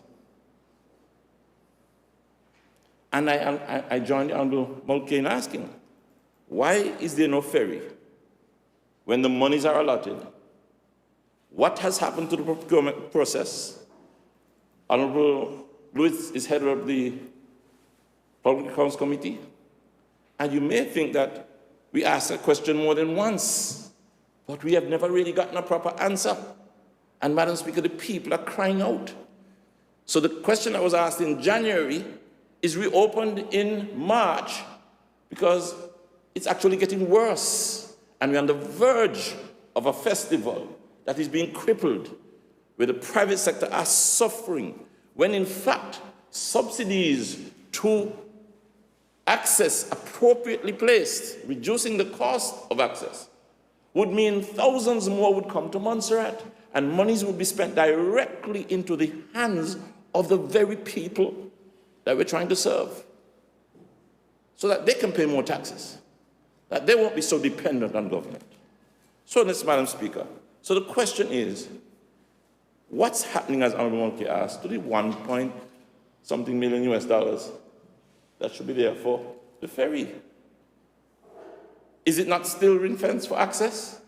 And if ring-fenced for access, why is it not being shifted from not being used for the ferry to more being used to reduce the cost of the airfare? That's the questions I've been asking before.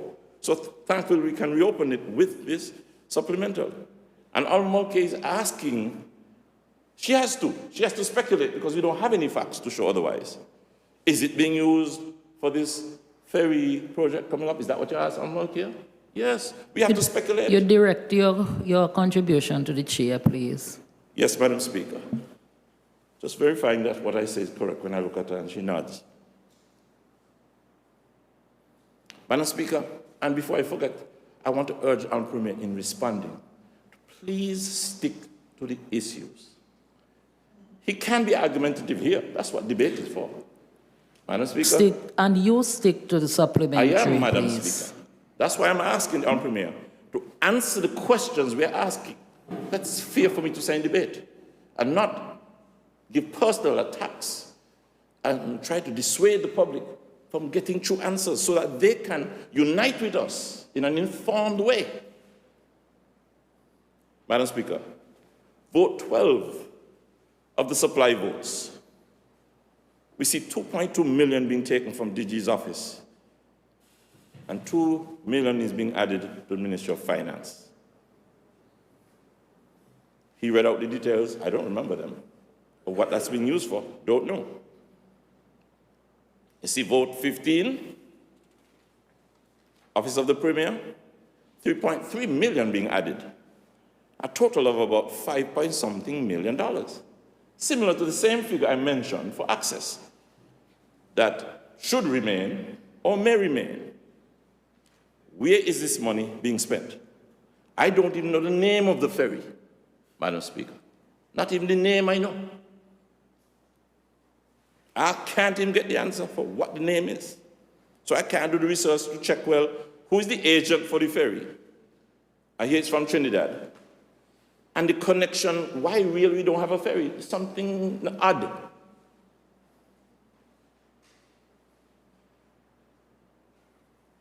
And here I must mention, in this supplemental, just what the Honourable Premier would have done and has done in the past, to ask for ring-fence funds for access, millions, to be used in a way that you can reduce the airfare from 1,200 to around 500 that he asked Honourable Easton Taylor to do. It's a fair question to ask in this debate, because we're discussing access funds. 5-point-something million added to both the finance and the Premier's office, which we don't clearly understand what for. And we are lost. How can we hold a government to account without proper information?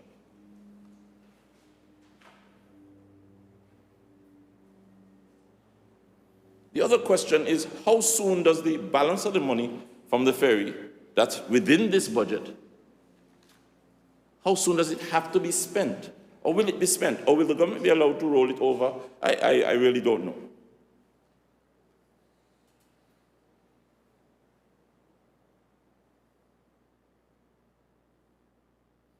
Madam Speaker, the Honourable Malkia raised some very important questions and gave advice about proper procurement, governance, and the works. Within this budget, Madam Speaker, is over $200 million for projects like the port, hospital, the CIPRED program that has been expanded since 2019. These $200 million began to be spent in 2019, Madam Speaker. And the evidence, you can go online on the CIPRED UK government website and find the exact facts that started to be spent before elections in 2019. So there's no way anybody could claim that it didn't exist. So in this budget, which we're discussing, the overall budget, Madam Speaker, although we're looking at amendments, we're here to debate the entire budget, not just the amendments. So the fact is that under the government I led, over 200 million was already in existence to address what? Access, port, hospital. Things were not agreed prior to our government. None. I came and met no agreements for hospital or port or little bit incredible fancy designs which I can defend and will defend, because the can of worms have been opened and will be dealt with. No such agreement. So, Madam Speaker, I'm also happy to see that at Cars Bay, there's some activity, and some of the money is being spent involved addressing Cars Bay. Members of the opposition are happy to see people making money. As I said, we're not clear on which of these funds are spent where. We got answers before. Regarding the port, Madam Speaker, we got some answers today, but there's still some questions. And I promised the public that at the end of January, I'll be challenging the government to clear up the rumors out there, Madam Speaker. So without straying from the budget, I want to end by simply calling on the government to provide evidence, facts, to help the opposition to be able to do their job properly, to hold them to account, to make sure that we do our part as watchmen on the wall to see that they don't go wrong and that the people are not misled and harm is not done to our families and economy. I think I've asked enough, and I await some answers, proper answers. And if you can't give them now, I'd like to get them soon. Thank you, Madam Speaker.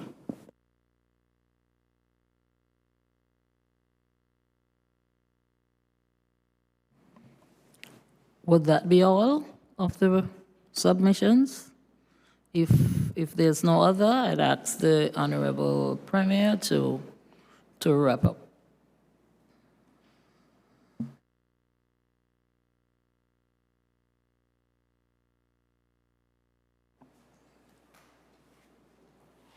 I recognize the Honorable Premier.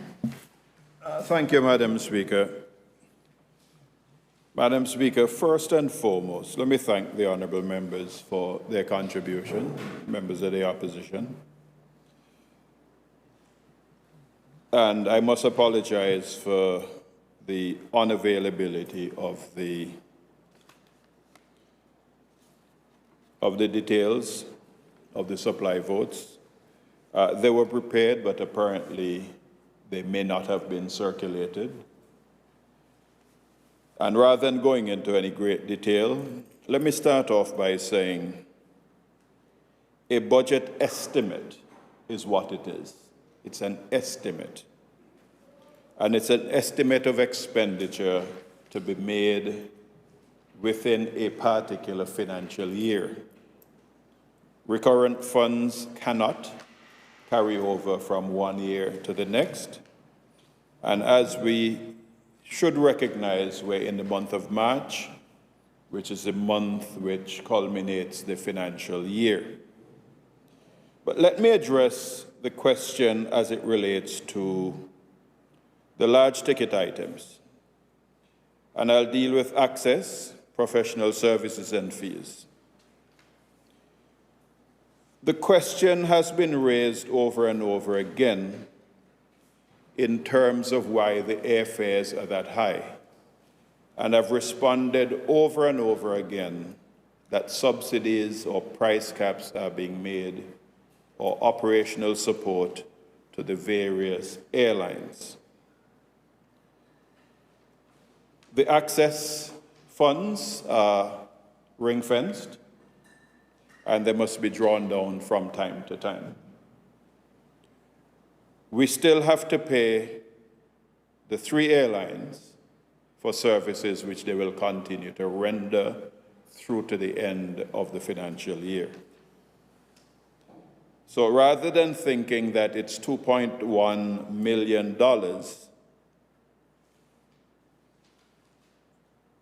for consultancy services, they're there to ensure that you can, in fact, get a flight on Winair Antigua to Montserrat for $133 US dollars one way, or the equivalent of $359 one way. In the case of SVG, a subsidy is also being provided to keep their fares down to $400 and a bit one way. If in fact a ferry had arrived in Montserrat, given the operational support which is being provided by the ferry service, I can assure you that those fares would not be lower than $500. So we have to recognize that with the geopolitical situations, as it relates to increase in oil prices, etc., this is what it is. We can't now go and say, we want more money for health, we want more money for education, we want more money for everything else, including Medivacs. But we also want more money for subsidies to the airlines so we can keep the airfares down. So funds have to be balanced accordingly. And let me also add, under the Health Transformation Project, there's a special allocation of funds which deals with health transformation. So that covers specialist medical attention, etc., etc. There are funds also made available for Medivacs, and that's in the budget, not in the supplementary, but in the budget. You're looking at $1.2 million for grants and contributions. We inherited a situation where Montserrat, contrary, Madam Speaker, contrary to our own high standards, ethical and financial standards, do not wish to carry forward anything as it relates to contributions to regional institutions. We inherited a situation where there were substantial arrears to the judiciary, the OECS Supreme Court, UWI as it relates to the MVO and other services provided, the OECS Secretariat, and CARICOM. And what we have decided is that we will keep ourselves current throughout the financial year for current requirements, but as funds become available from fiscal surpluses or unspent balances, part of those will also go towards paying off those arrears. I believe all of us do recognize that the OECS Supreme Court is important to us. UWI is also very important to us, along with the other regional institutions. We do not wish to follow some other governments in the region by not paying our contributions on time, and therefore we make the allocations when money becomes available so that we can wipe off the arrears as far as possible. On the Ministry of Finance and Economic Management, you see a sum of $2 million for the purchase of furniture and equipment. And Madam Speaker, government operates not on paper anymore. Almost everything is electronic, digitized, and old equipment, and I think the members of the opposition, especially the leader of the opposition, will understand that computer equipment have a lifespan, including servers, including our payroll system. If we do not keep these upgraded and up to standard, then government will shut down. Plain and simple as that. We also have to look at some of the other risk, attendant risk, and we see it happening across the world, where people are actually holding governments to ransom because our security system in terms of our servers are not up to par. We have to invest in those services as well. So that covers the major big ticket items. As it relates to, and I'm not going to go into the smaller ticket items, because if you look at infrastructure services, for example, and if we are being honest with ourselves, we would recognize that we had a major rainstorm earlier this year, and as a consequence, BILTI had to be supplemented to take care of that expenditure which they made for that fantastic recovery which we made during that period. And of course, you have to pay the overtime, you have to pay the allowances. So that, in my view, covers the major ticket items.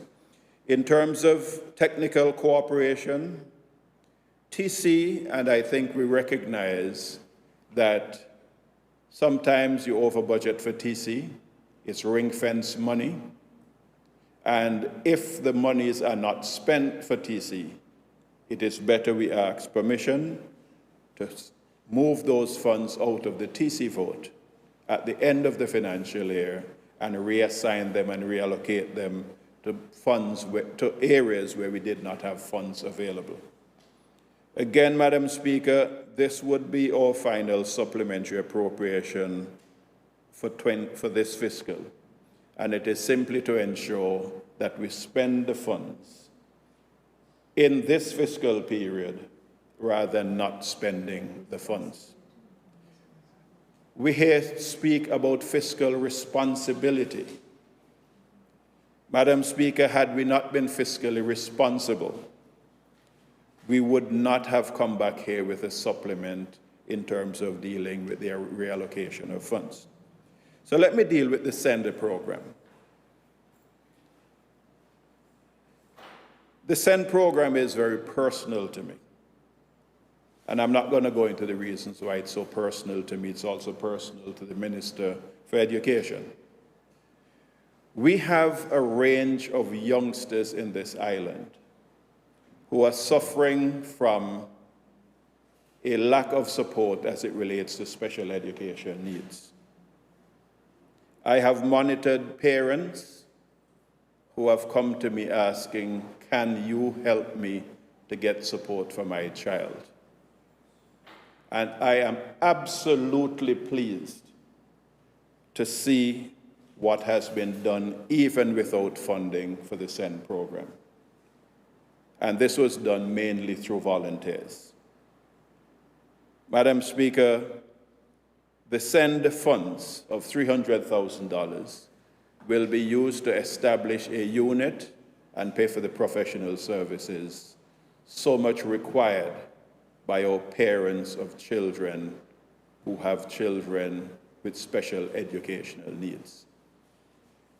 One of the things is that we used to look at children who require special educational needs.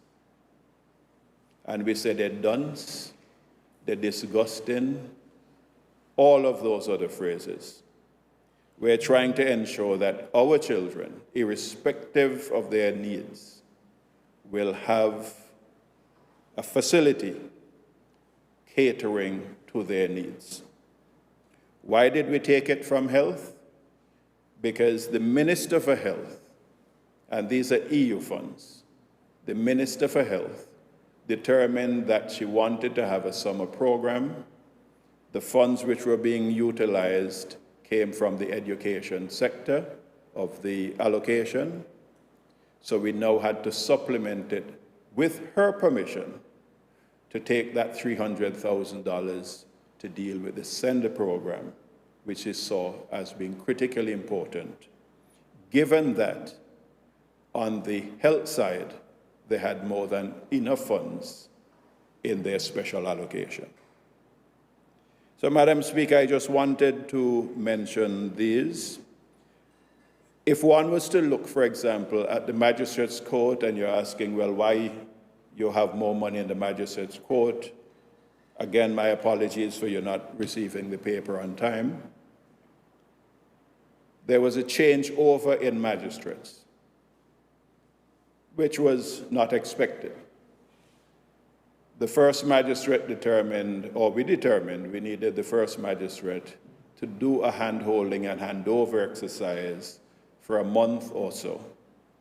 and therefore that is why that allocation to the magistrate court is made for her additional salary for that period and the allowances for that period. So, Madam Speaker, rather than going into all of the details required, which we'll do in committee stage, I wish to thank the honourable members of the opposition for their comments and contribution, and I hope that I responded in some way to alleviate their concerns. Thank you very much, Madam Speaker.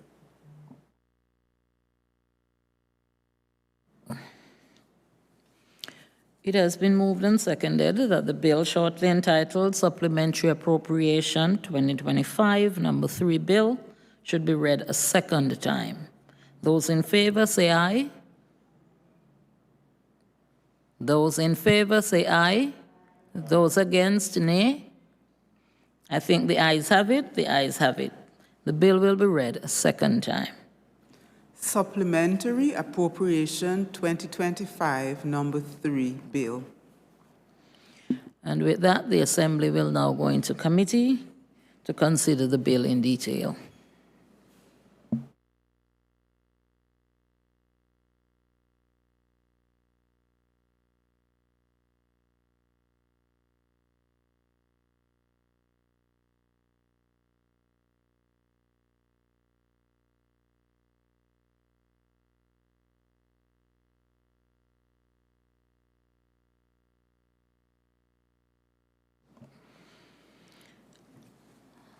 So we will now look at the supply votes. And looking at the summary, Vote 5, police. An authorized estimate of $9,872,000. The supplement of $205,700 for a revised estimate of $10,077,700. That should stand as part of the schedule. Those in favor say aye. Those against, nay. I think the ayes have it. The ayes have it. Vote 5, police, now stand as part of the schedule. Vote 8, magistrates court. Authorized estimate, $418,800. Supplement, $21,800 for a revised estimate of $440,600. That should stand as part of the schedule. Those in favor say aye. Those against, nay. I think the ayes have it. The ayes have it. Vote 8, magistrates court, now stand as part of the schedule. Vote 12, office of the deputy governor. Authorized estimate, $38,474,500. And that is a reduction of $2,210,200 for a revised estimate of $36,264,300. That should stand as part of the schedule. All those in favor say aye. Those against, nay. I think the ayes have it. The ayes have it. Vote 12, office of the deputy governor, now stand as part of the schedule. Vote 15, office of the premier. $16 million, authorized estimate of $16,382,200, supplemented with $3,333,200 for a revised estimate of $19,715,400 should stand as part of the schedule. Those in favor say aye. Those against, nay. I think the ayes have it. The ayes have it. Vote 15, office of the premier, now stand as part of the schedule. Vote 20, Ministry of Finance and Economic Management, $49,055,600, supplemented with $2 million for a revised estimate of $51,055,600 should stand as part of the schedule. Those in favor say aye. Those against, nay. I think the ayes have it. The ayes have it. Vote 20, Ministry of Finance and Economic Management, now stand as part of the schedule.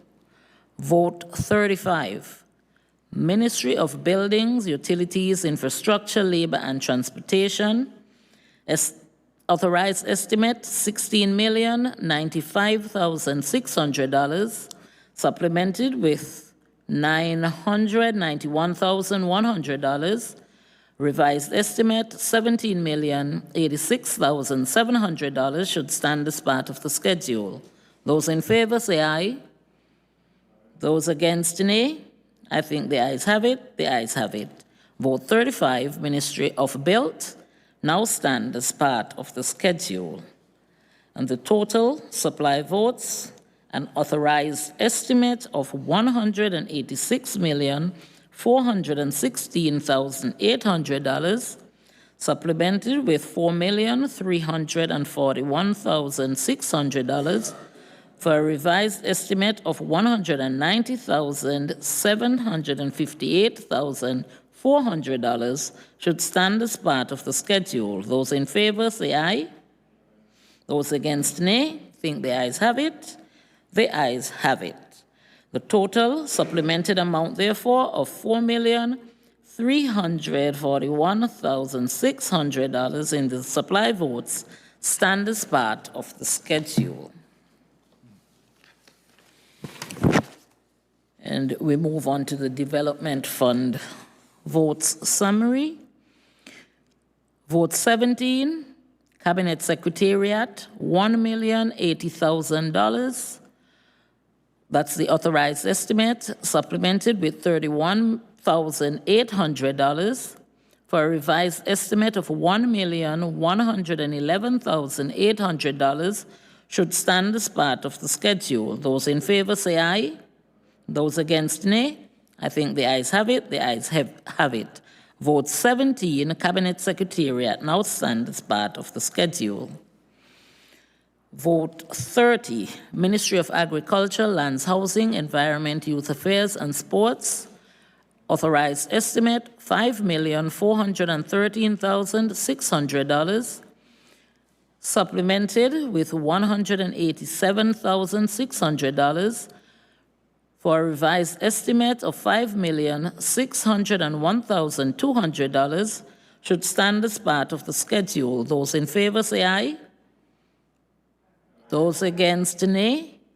I think the ayes have it. The ayes have it. Vote 30, Ministry of Agriculture, etc., now stand as part of the schedule. Vote 40, Ministry of Education. Authorized estimate $912,000 for supplemented amount, $300,000. Revised estimate $1,212,000 now should stand as part of the schedule. Those in favor say aye. Those against, nay. I think the ayes have it. The ayes have it. Vote 40, Ministry of Education, now stand as part of the schedule. Vote 45, Ministry of Health and Social Services. Authorized estimate $57,260,700 with a reduction of $300,000 for a revised estimate of $56,960,700 should stand as part of the schedule. Those in favor say aye. Those against, nay. I think the ayes have it. The ayes have it. Vote 45, Ministry of Health and Social Services, now stand as part of the schedule. So the total development fund votes for an authorized estimate of $164,034,800, supplemented with $219,400 for a revised estimate of $164,254,200 should stand as part of the schedule. Those in favor say aye. Those against, nay. I think the ayes have it. The ayes have it. The total supplemented amount of $219,400 in the development fund votes stand as part of the schedule. And we move on to the total summary, where the total supply vote supplement of $4,341,600 and the development fund votes supplement of $219,400 for a total supplementary amount of $4,561,000 should stand as part of the schedule. Those in favor say aye. Those against nay. I think the ayes have it. The ayes have it. The total supplementary amount, therefore, of $4,561,000 now stand as part of the schedule. And the further question is that the schedule should stand as part of the bill. Those in favor say aye. Those against nay. I think the ayes have it. The ayes have it. The schedule now stand as part of the bill. Clauses 1 to 3. The question is that clauses 1 to 3 should stand as part of the bill. Those in favor say aye. Those against nay. I think the ayes have it. The ayes have it. Clauses 1 to 3 now stand as part of the bill. Enacting clause and long title. Question is that the enacting clause and long title should stand as part of the bill. Those in favor say aye. Those against nay. I think the ayes have it. The ayes have it. The enacting clause and long title now stand as part of the bill. And finally, the question is that the bill should be reported to the Assembly. Those in favor say aye. Those against nay. I think the ayes have it. The ayes have it. The bill will now be reported back to the Assembly.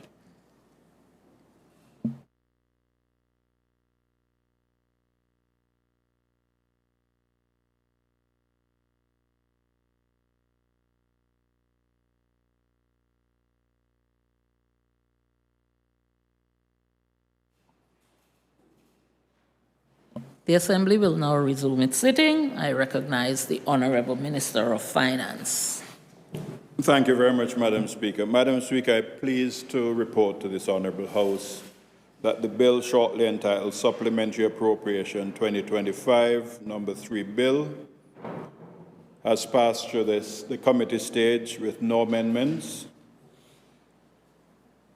And I'm seeking a suspension of the appropriate standing order to facilitate a third reading of this bill.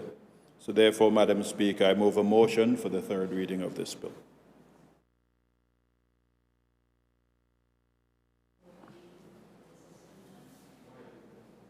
Sorry. I recognize the Honorable Deputy Premier.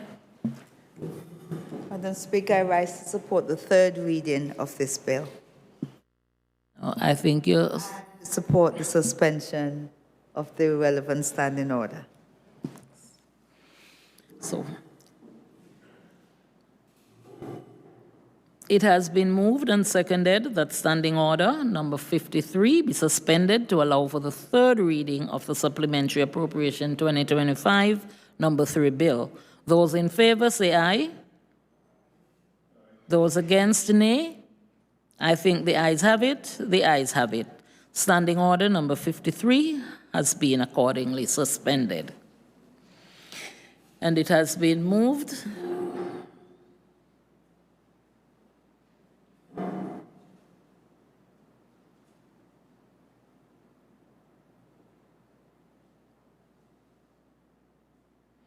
It has been moved that the bill shortly entitled Supplementary Appropriation 2025 number 3 bill be read a third time and passed in this honorable House. Those in favor say aye. Those against nay. I think the ayes have it. The ayes have it. The bill will now be read a third time.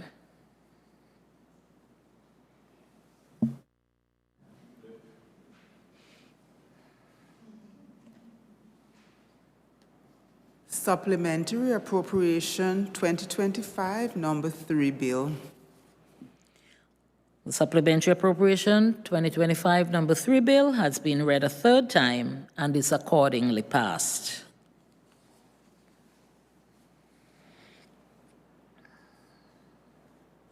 I recognize the Honorable Minister of Finance. Thank you, Madam Speaker. Madam Speaker, I rise to move a motion for the first reading of the Payment System and Services Bill number 2 of 2026.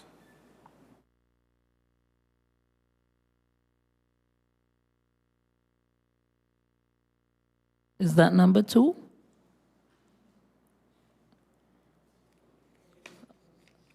Is there a number 2 to that bill?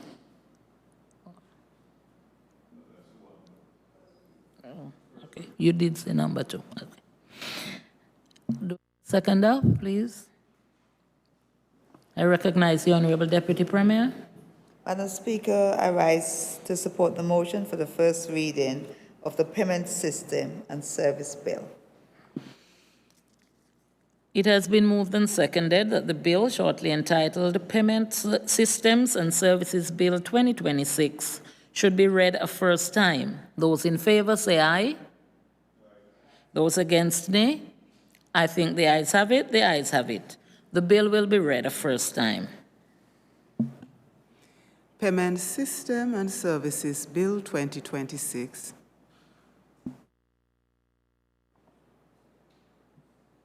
I recognize the Honorable Minister of Finance. Thank you very much, Madam Speaker. I rise to move a motion for the first reading of the Eastern Caribbean Deposit Insurance Corporation Agreement Bill of 2026.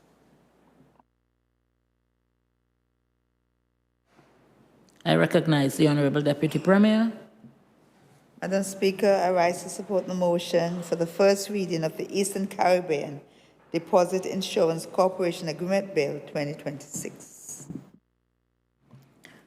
It has been moved and seconded that the bill shortly entitled Eastern Caribbean Deposit Insurance Corporation Agreement Bill 2026 should be read a first time. Those in favor say aye. Those against, nay. I think the ayes have it. The ayes have it. The bill will be read a first time. Eastern Caribbean Deposit Insurance Corporation Agreement Bill 2026.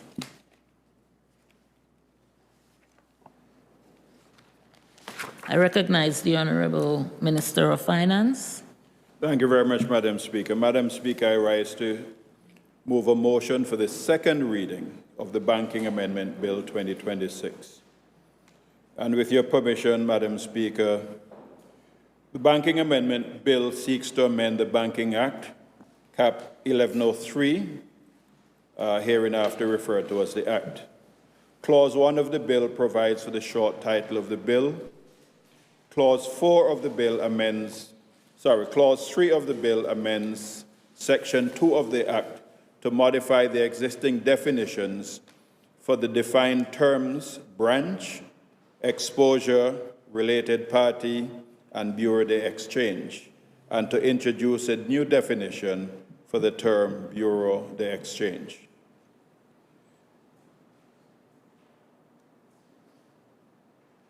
Did I say related party? Yes, and related party.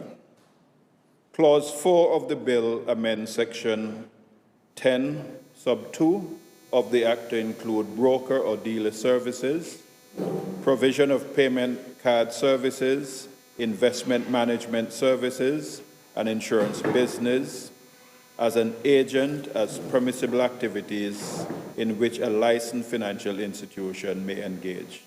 And this is something which is critically important as we now move for investment services across the Eastern Caribbean Union. Clause 5 of the bill amends Section 14 of the Act by substituting subsection 2 to clarify that the central bank must consider the licensed financial institution's written objections before deciding whether to revoke its license. A new subsection 2A is also inserted to specify the instances in which the central bank does not require the submission of written objection in order to revoke the license of a licensed financial institution. Madam Speaker, this particular clause is to ensure that in the event a bank breaks certain rules or becomes bankrupt, that the central bank should be in a position to revoke the license of that licensed financial institution so as not to permit them to continue doing business when in fact they're not in a position so to do.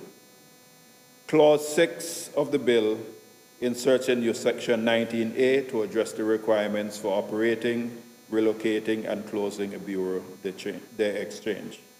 And again, this is to ensure that these bureaus don't just crop up anywhere in your territory, that they be regulated. Clause 7 of the bill amends Section 44(3) of the Act for consistency to refer to principal place of business as already defined in the Act instead of main office. In many instances, LFI would say, this is our main office, as against their principal place of business. And we're looking now at ensuring that your principal place of business is defined properly, separate and distinct from your main office. Clause 9 of the bill amends Section 50 of the Act, subsection 2, which is substituted to require board approval for related party exposures in keeping with the materiality threshold developed by the LFIs based on the correlating prudential standard.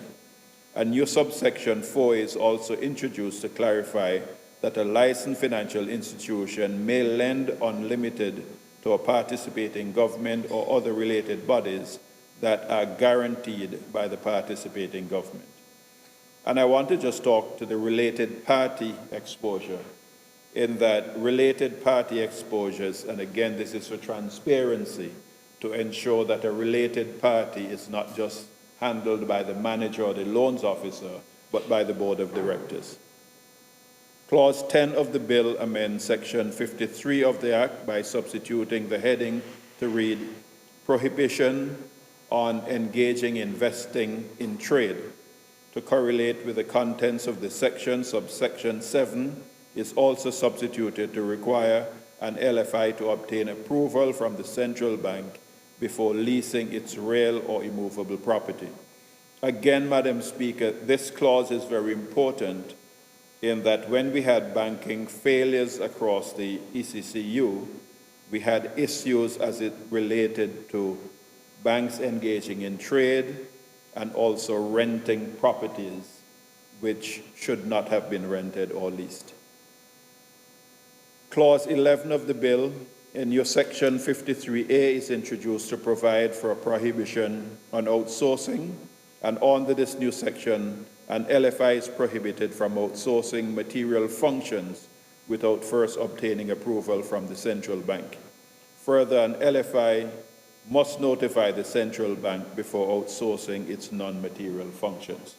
And again, you're just seeking to create transparency here within the banking and the LFIs. Clause 13 introduces the new subsections 6 and 7 in Section 69 of the Act. These subsections provide for the publication and exhibition of a notice detailing the grant of an extension by the central bank to an LFI to publish its audited financial statements. Again, Madam Speaker, irrespective of the ownership of licensed financial institutions or commercial banks as we call them, it is absolutely necessary that the public be aware of the financial status of the banks, and therefore the financial statements must be published in a public place. Normally within the banking hall, it's not the full details of the accounts, but it is sufficient for one to glean what they need to glean, and if there's additional information required, the public may ask for that additional information. Clause 15 of the bill Part 7 of the Act is amended. The part heading is substituted to clarify that the purview of the part is prudential supervision. And prudential supervision here is where the central bank comes in and ensures that the bank is doing what the bank ought to do. So the supervision is carried out by the central bank, unlike what used to happen with our international banks, where they were supervised by the head office. Clause 16 of the bill introduces a new part which addresses the new area of market conduct supervision.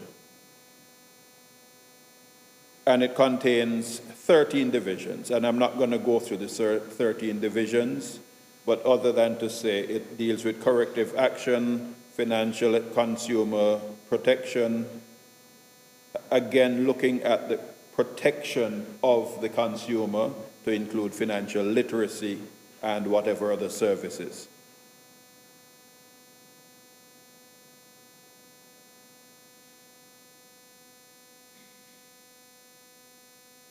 Clause 17 amends Section 183 of the Act to provide that the minister, on the recommendation of the central bank, may make regulations with respect to the forms and procedures for the resolution of complaints and disputes between financial consumers and licensed financial institutions. And again, this is very important because within the banking system, we're seeking to ensure that consumers are getting the service which they expect to get, which is high quality and confidentiality. Clause 18 of the bill amends Section 184 of the Act to provide that the central bank may issue prudential standards with respect to the maximum amount of fees and charges that may be applied by an LFI. Further, the new subsections 2 and 3 are inserted to provide for the publication of the prudential standards in the Gazette and to accord the prudential standards the force of law. Again, as it relates to fees and charges, one has to ensure that the bank does not charge fees or make charges that are not prudentially acceptable. And this clause, in effect, is protecting the consumers from very heavy fees that are charged by some of our banks. Clause 19 of the bill, which is in your section 184A, is inserted in the Act to enable the central bank to issue codes of conduct on financial market conduct on areas including appropriate conduct, design and delivery, methodology of pricing, fair and respectful treatment of financial customers and consumers, compliant handling procedures, and timely reconciliation or adjustment of financial consumer accounts. Again, Madam Speaker, this is a very important clause, especially now when we're going into digital banking, where persons must have the right to go into the bank and ask for information and get it on a readily available basis. One cannot say, okay, come back next week. It must be within a specified time frame, and this is what this particular clause is. So, Madam Speaker, I wish to recommend the Banking Amendment 2026 bill to this Honourable House for its second reading. And I just want to add that this is a regional legislation, so it impacts on all of the ECCU member countries. Thank you very much, Madam Speaker.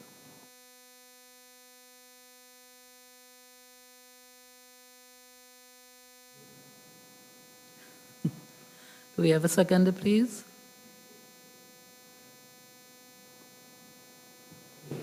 I recognize the Honourable Deputy Premier. Madam Speaker, I rise to second the bill, and I know our members of the House will have their comments.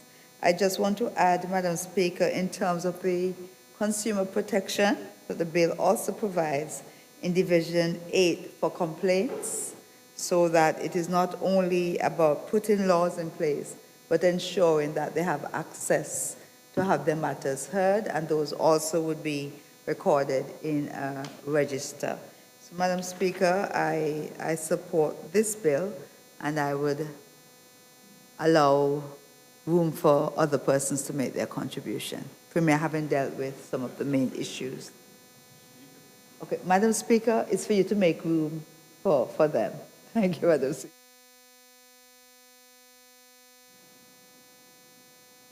I recognize the Honorable Leader of the Opposition.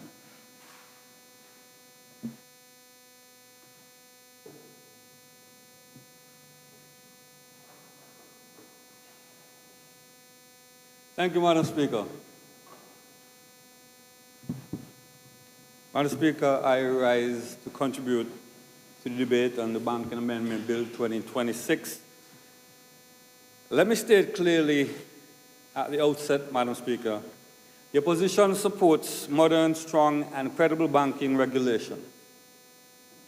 Financial stability is not optional for Montserrat.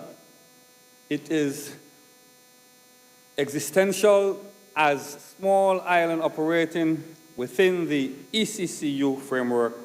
Our reputation and compliance standards must be beyond question.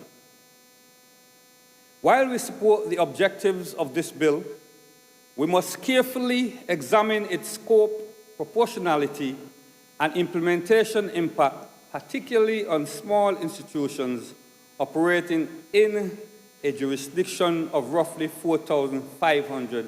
Madam Speaker, bearing in mind, as the Premier explained, it is a regional OECS banking legislation.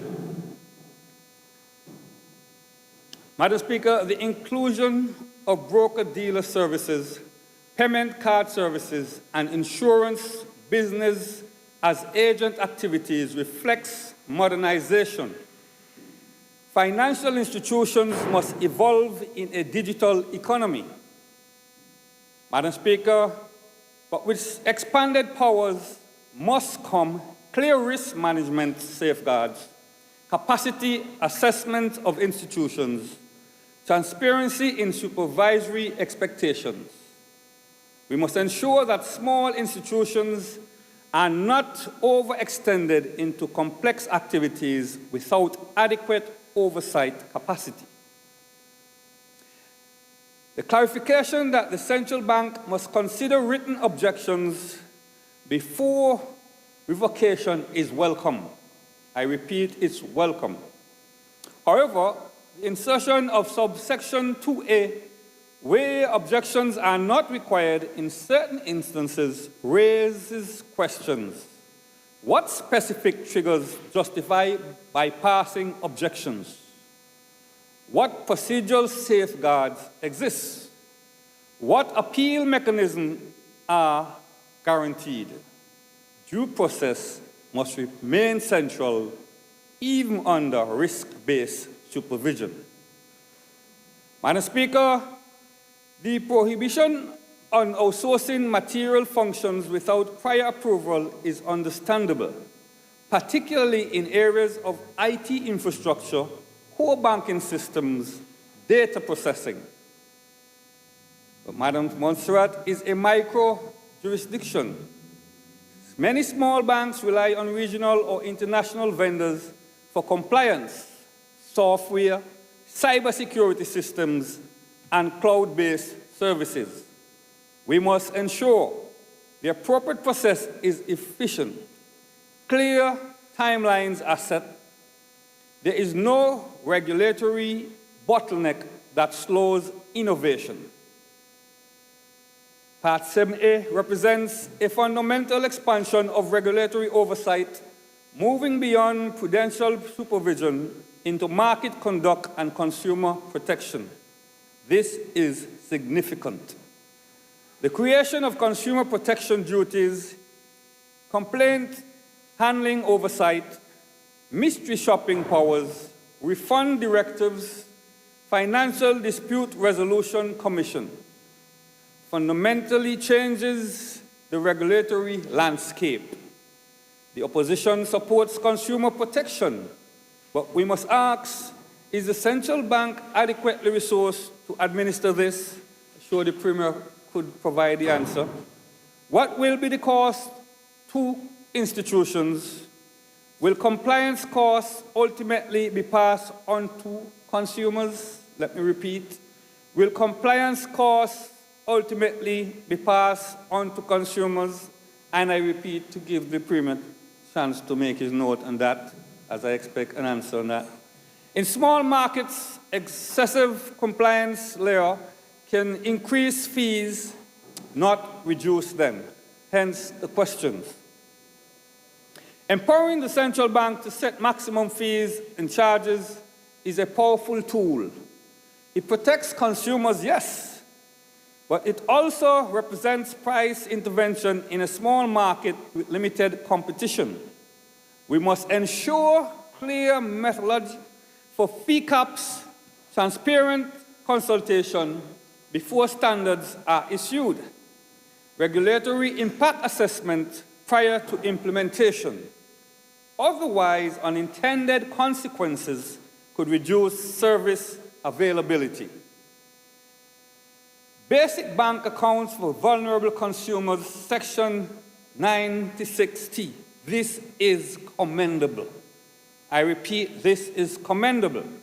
Financial inclusion is essential to Montserrat, particularly for elderly residents, seasonal workers, small-scale entrepreneurs.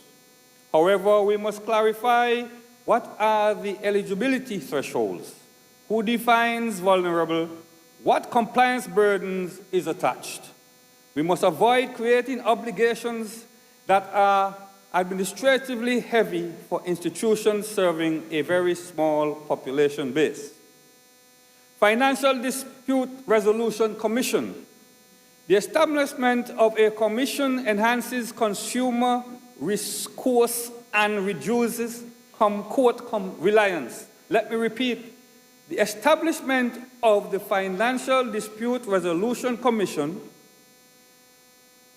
enhances consumers' recourse and reduces court reliance.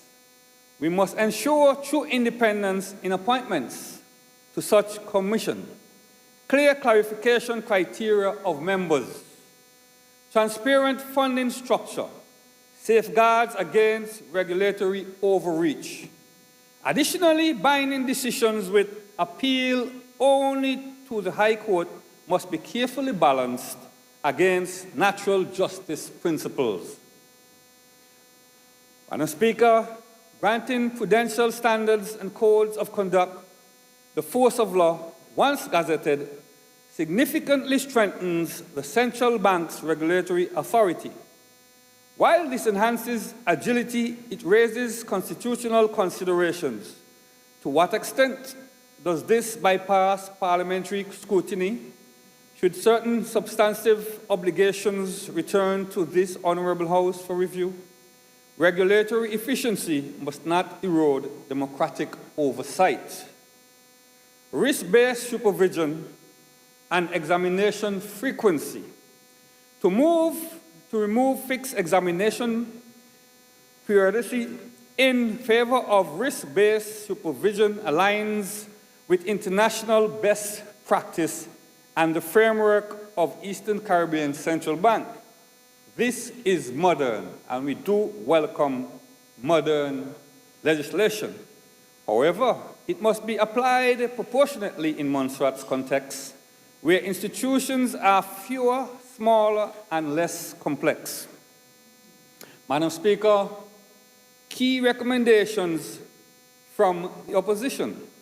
Madam Speaker, we propose clear implementation guidelines published before commencement, regulatory impact assessment specific to Montserrat, define approval timelines for outsourcing and new activities, public consultation framework before fee caps are set, capacity review of supervisory resources prior to full implementation, periodic parliamentary reporting on market conduct enforcement.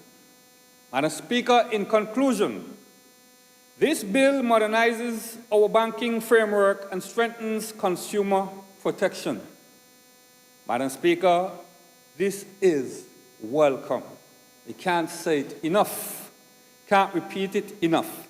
But in a jurisdiction as small as ours, regulation must be strong but proportionate, protective but practical, modern but not burdensome. We will support measures that protect depositors and strengthen financial stability.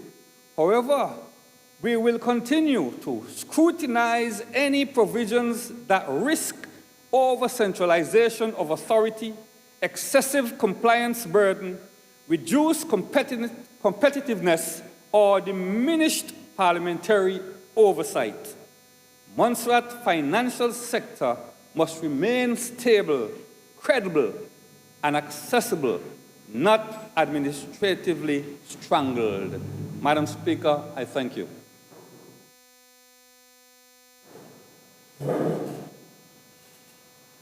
I recognize the Honorable Mulcair.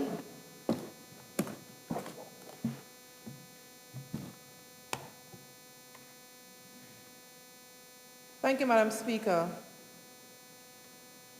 Madam Speaker, I rise to contribute to the debate on the Banking Amendment Bill 2026, a bill which certainly represents one of the most extensive reforms to our banking and financial regulatory framework in recent years.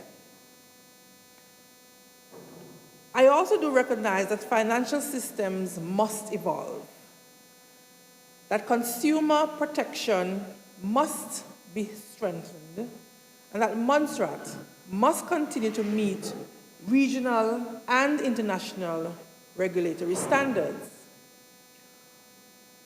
However, Madam Speaker, our duty in this Honourable House is not merely to welcome reform, but to scrutinize it, to ensure that laws passed here are fair, balanced, transparent, and accountable to the people we serve. It would be remiss of me not to acknowledge the positive and progressive elements of this bill. First, the introduction of market conduct supervision represents a significant shift towards protecting financial consumers. The bill imposes clear duties on licensed financial institutions to treat consumers fairly, honestly, and equitably, with special consideration for vulnerable consumers. This is a welcome development in a modern financial system. Second, the establishment of Financial Dispute Resolution Commission provides consumers with an alternative to lengthy and costly court proceedings. For ordinary citizens and small businesses, this is a meaningful improvement to access to justice, and I commend that intent. Third, the explicit prohibition on shell banks strengthens Montserrat's financial integrity and safeguards our reputation internationally. In a global environment where jurisdictions are closely scrutinized, this provision is both necessary and prudent. These elements reflect good policy intentions, and therefore, the opposition acknowledges them. However, some aspects of this bill raises serious and legitimate concerns. Madam Speaker, this bill centralizes an extraordinary level of authority in the hands of the central bank. Under this bill, the central bank is empowered to set maximum fees and charges for financial institutions, issue prudential standards, issue codes of conduct on market behavior, enforce those standards with penalties, inspections, and binding directives. What is deeply troubling is that these prudential standards and codes of conduct are given the force of law once publicized in the Gazette. Yet, they are not laid before this Honourable House for debate or approval. Once again, Parliament is being asked to pass a framework without seeing the rules that will govern the lives of our citizens and the operations of our financial institutions. As I would have indicated before, this is not oversight. It is delegating without accountability. Madam Speaker, not because something has been done a certain way or because others are doing it means it is the right way. We have to make the necessary adjustments for Montserrat and to make it make sense. Also throughout this bill, there are repeated references to, as the Honourable Leader would have mentioned, prudential standards, codes of conduct, free setting mechanisms, complaint handling procedures, yet none of these instruments accompany the bill. Members are therefore unable to assess the financial impact on consumers, the compliance burden on local institutions, whether fees will increase rather than decrease, whether enforcement powers are proportionate. And I repeat, whether enforcement powers are proportionate. Madam Speaker, lawmaking in the dark is not responsible governance. For example, as we have seen at the last sitting on 21st January 2026, the Public Hospital Amendment Regulations 2026 were laid in this House without debate. Madam Speaker, amendments to Section 14 of the Principal Act permit the revocation of a banking license in certain circumstances without affording the institution an opportunity to submit written objections. This represents a departure from long-standing principles of procedural fairness. While regulation must be firm, it must also be just. No regulator, however well-intentioned, should operate without clear safeguards against arbitrary decision-making. The bill also introduces strict controls on outsourcing, including hefty penalties of up to $250,000 for non-compliance. In large economies, outsourcing may be optional. In small island jurisdictions like Montserrat, outsourcing is often essential for technology, compliance, auditing, and specialized services.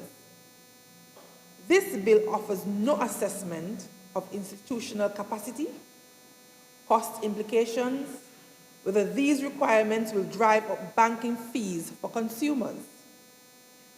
Madam Speaker, regulation must be fit for context, not simply copied from larger jurisdictions or followed just because it is done someplace else.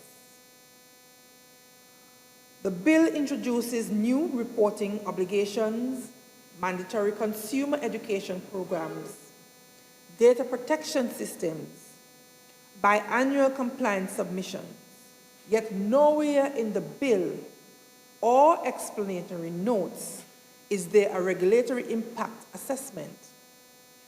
The question must be asked, who ultimately bears the costs? And the answer, Madam Speaker, is often the consumer. Madam Speaker, this debate is not about whether banks should be regulated. It must be. This debate is about how they are regulated, who sets the rules, and whether Parliament retains its constitutional role as the ultimate law-making authority. A system that removes substantive rule-making from Parliament and places it entirely in the hands of an unelected body, however competent, sets a continued empowered president we should approach with caution. Madam Speaker, of course, the opposition supports strong consumer protection, financial stability, transparency, and accountability. But we cannot support a process that asks this House to approve sweeping powers without sight of the rules that will govern their use. I therefore urge government to table the relevant prudential standards and codes of conduct, clarify oversight mechanisms, reconsider provisions that weaken due process, and ensure that regulation serves the people, not merely the regulator. Until then, Madam Speaker, I must say, this bill remains unfinished business. This Honourable House must not be rushed into legislating blindly. I've said this before and I repeat it again. This House must not be rushed into legislating blindly. Thank you, Madam Speaker.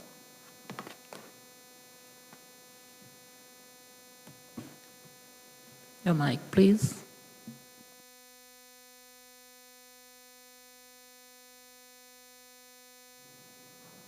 Does anyone else wish to make a presentation? If not, I'll ask the Honourable Minister of Finance to wrap up.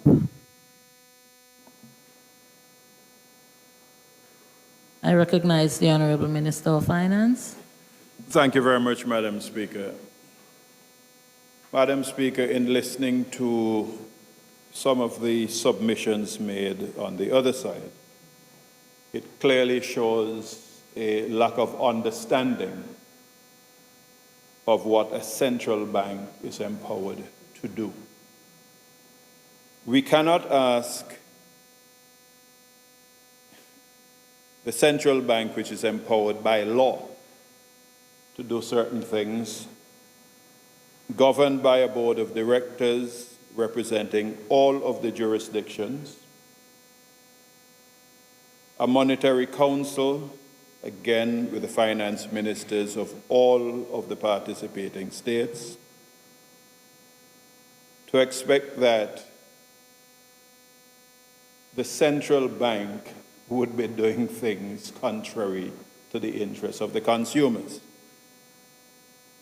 The central bank is ensuring that some of these amendments do not impact negatively on consumers, because banks, if you left them to their own, they will increase fees, increase rates, and the central bank will make a determination. The central bank does not increase fees or rates.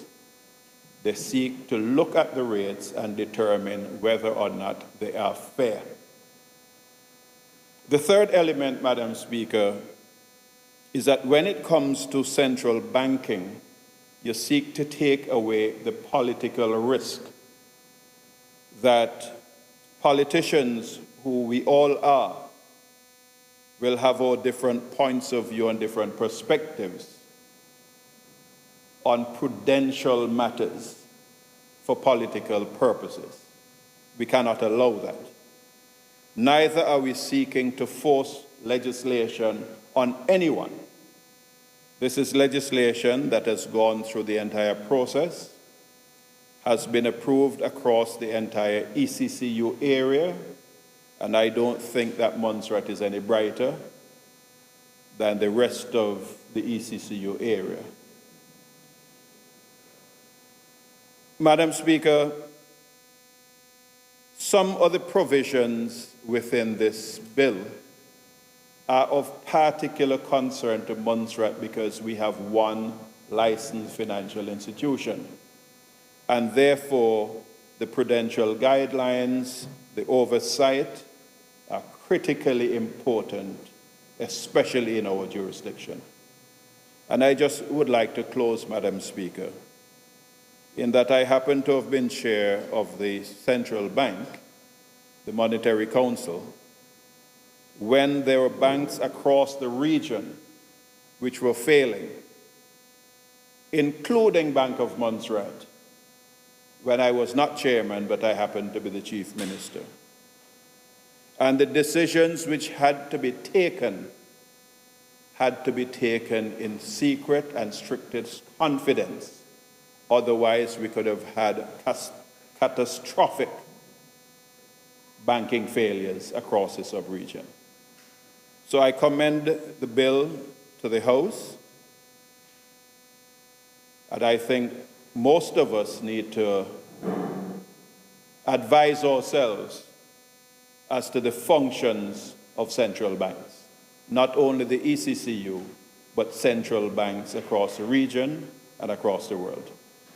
With these few words, Madam Speaker, I commend this bill for a second reading in this honorable House. All those in favor that the bill, shortly entitled Banking Amendment Bill 2026, should be read a second time, say aye. Those against, nay. I think the ayes have it. The ayes have it. The bill will be read a second time. Banking Amendment Bill 2026. The House will now go into committee to further consider the bill.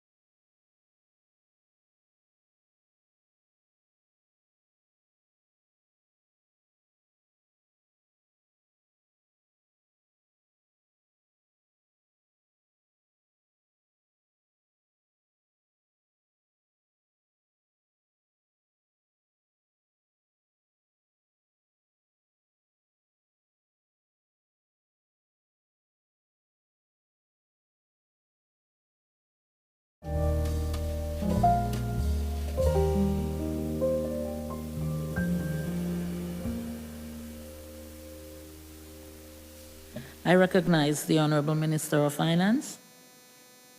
Thank you very much, Madam Speaker. Madam Speaker, I'm pleased to advise this Honourable House that a bill shortly entitled Banking Amendment Bill 2026 has successfully passed to the committee stage of this House, with some amendments starting from Section 7 with consequential amendments throughout the bill to take care of the new, what do you call it? The new commencement of the 2025 revised edition of the laws of Montserrat. So these consequential amendments are to ensure that the numbering fits within those amendments. So as a consequence, Madam Speaker, as a consequence, Madam Speaker, I move a motion for the third reading of this bill. And can someone second, please? I recognize the Honorable Deputy Premier. Madam Speaker, I stand to second the motion for third reading of this bill. It has been moved and seconded that the bill, shortly entitled Banking Amendment Bill 2026, with the amendment, should be read a third time and passed. All those in favor, say aye. Those against, nay. I think the ayes have it. The ayes have it. The bill shall now be read a third time. Banking Amendment Bill 2026. The Banking Amendment Bill 2026 has been read a third time and is accordingly passed.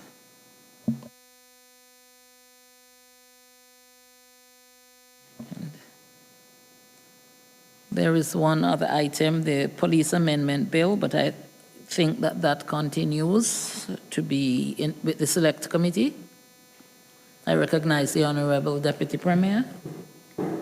Madam Speaker, I speak as the chair for that committee. Yes, the committee continues its work. Last week we started, and we're going to seek to increase the amount of time designated for meeting with the officers, rank and file. So the work continues. Thank this Honourable House for its patience as we proceed with the consultation with the officers. Thank you, Chair. Other business, adjournment. I recognize the Honourable Premier. Madam Speaker, I beg to move for an adjournment of this Honourable House, signed aye. I recognize the Honourable Deputy Premier. Madam Speaker, I stand to second the motion for the adjournment of this Honourable House, signed aye. It has been moved and seconded that this Honourable House should stand adjourned, signed aye. All those in favour, say aye. Those against, nay. I think the ayes have it. The ayes have it. This Honourable House now stands adjourned, signed aye.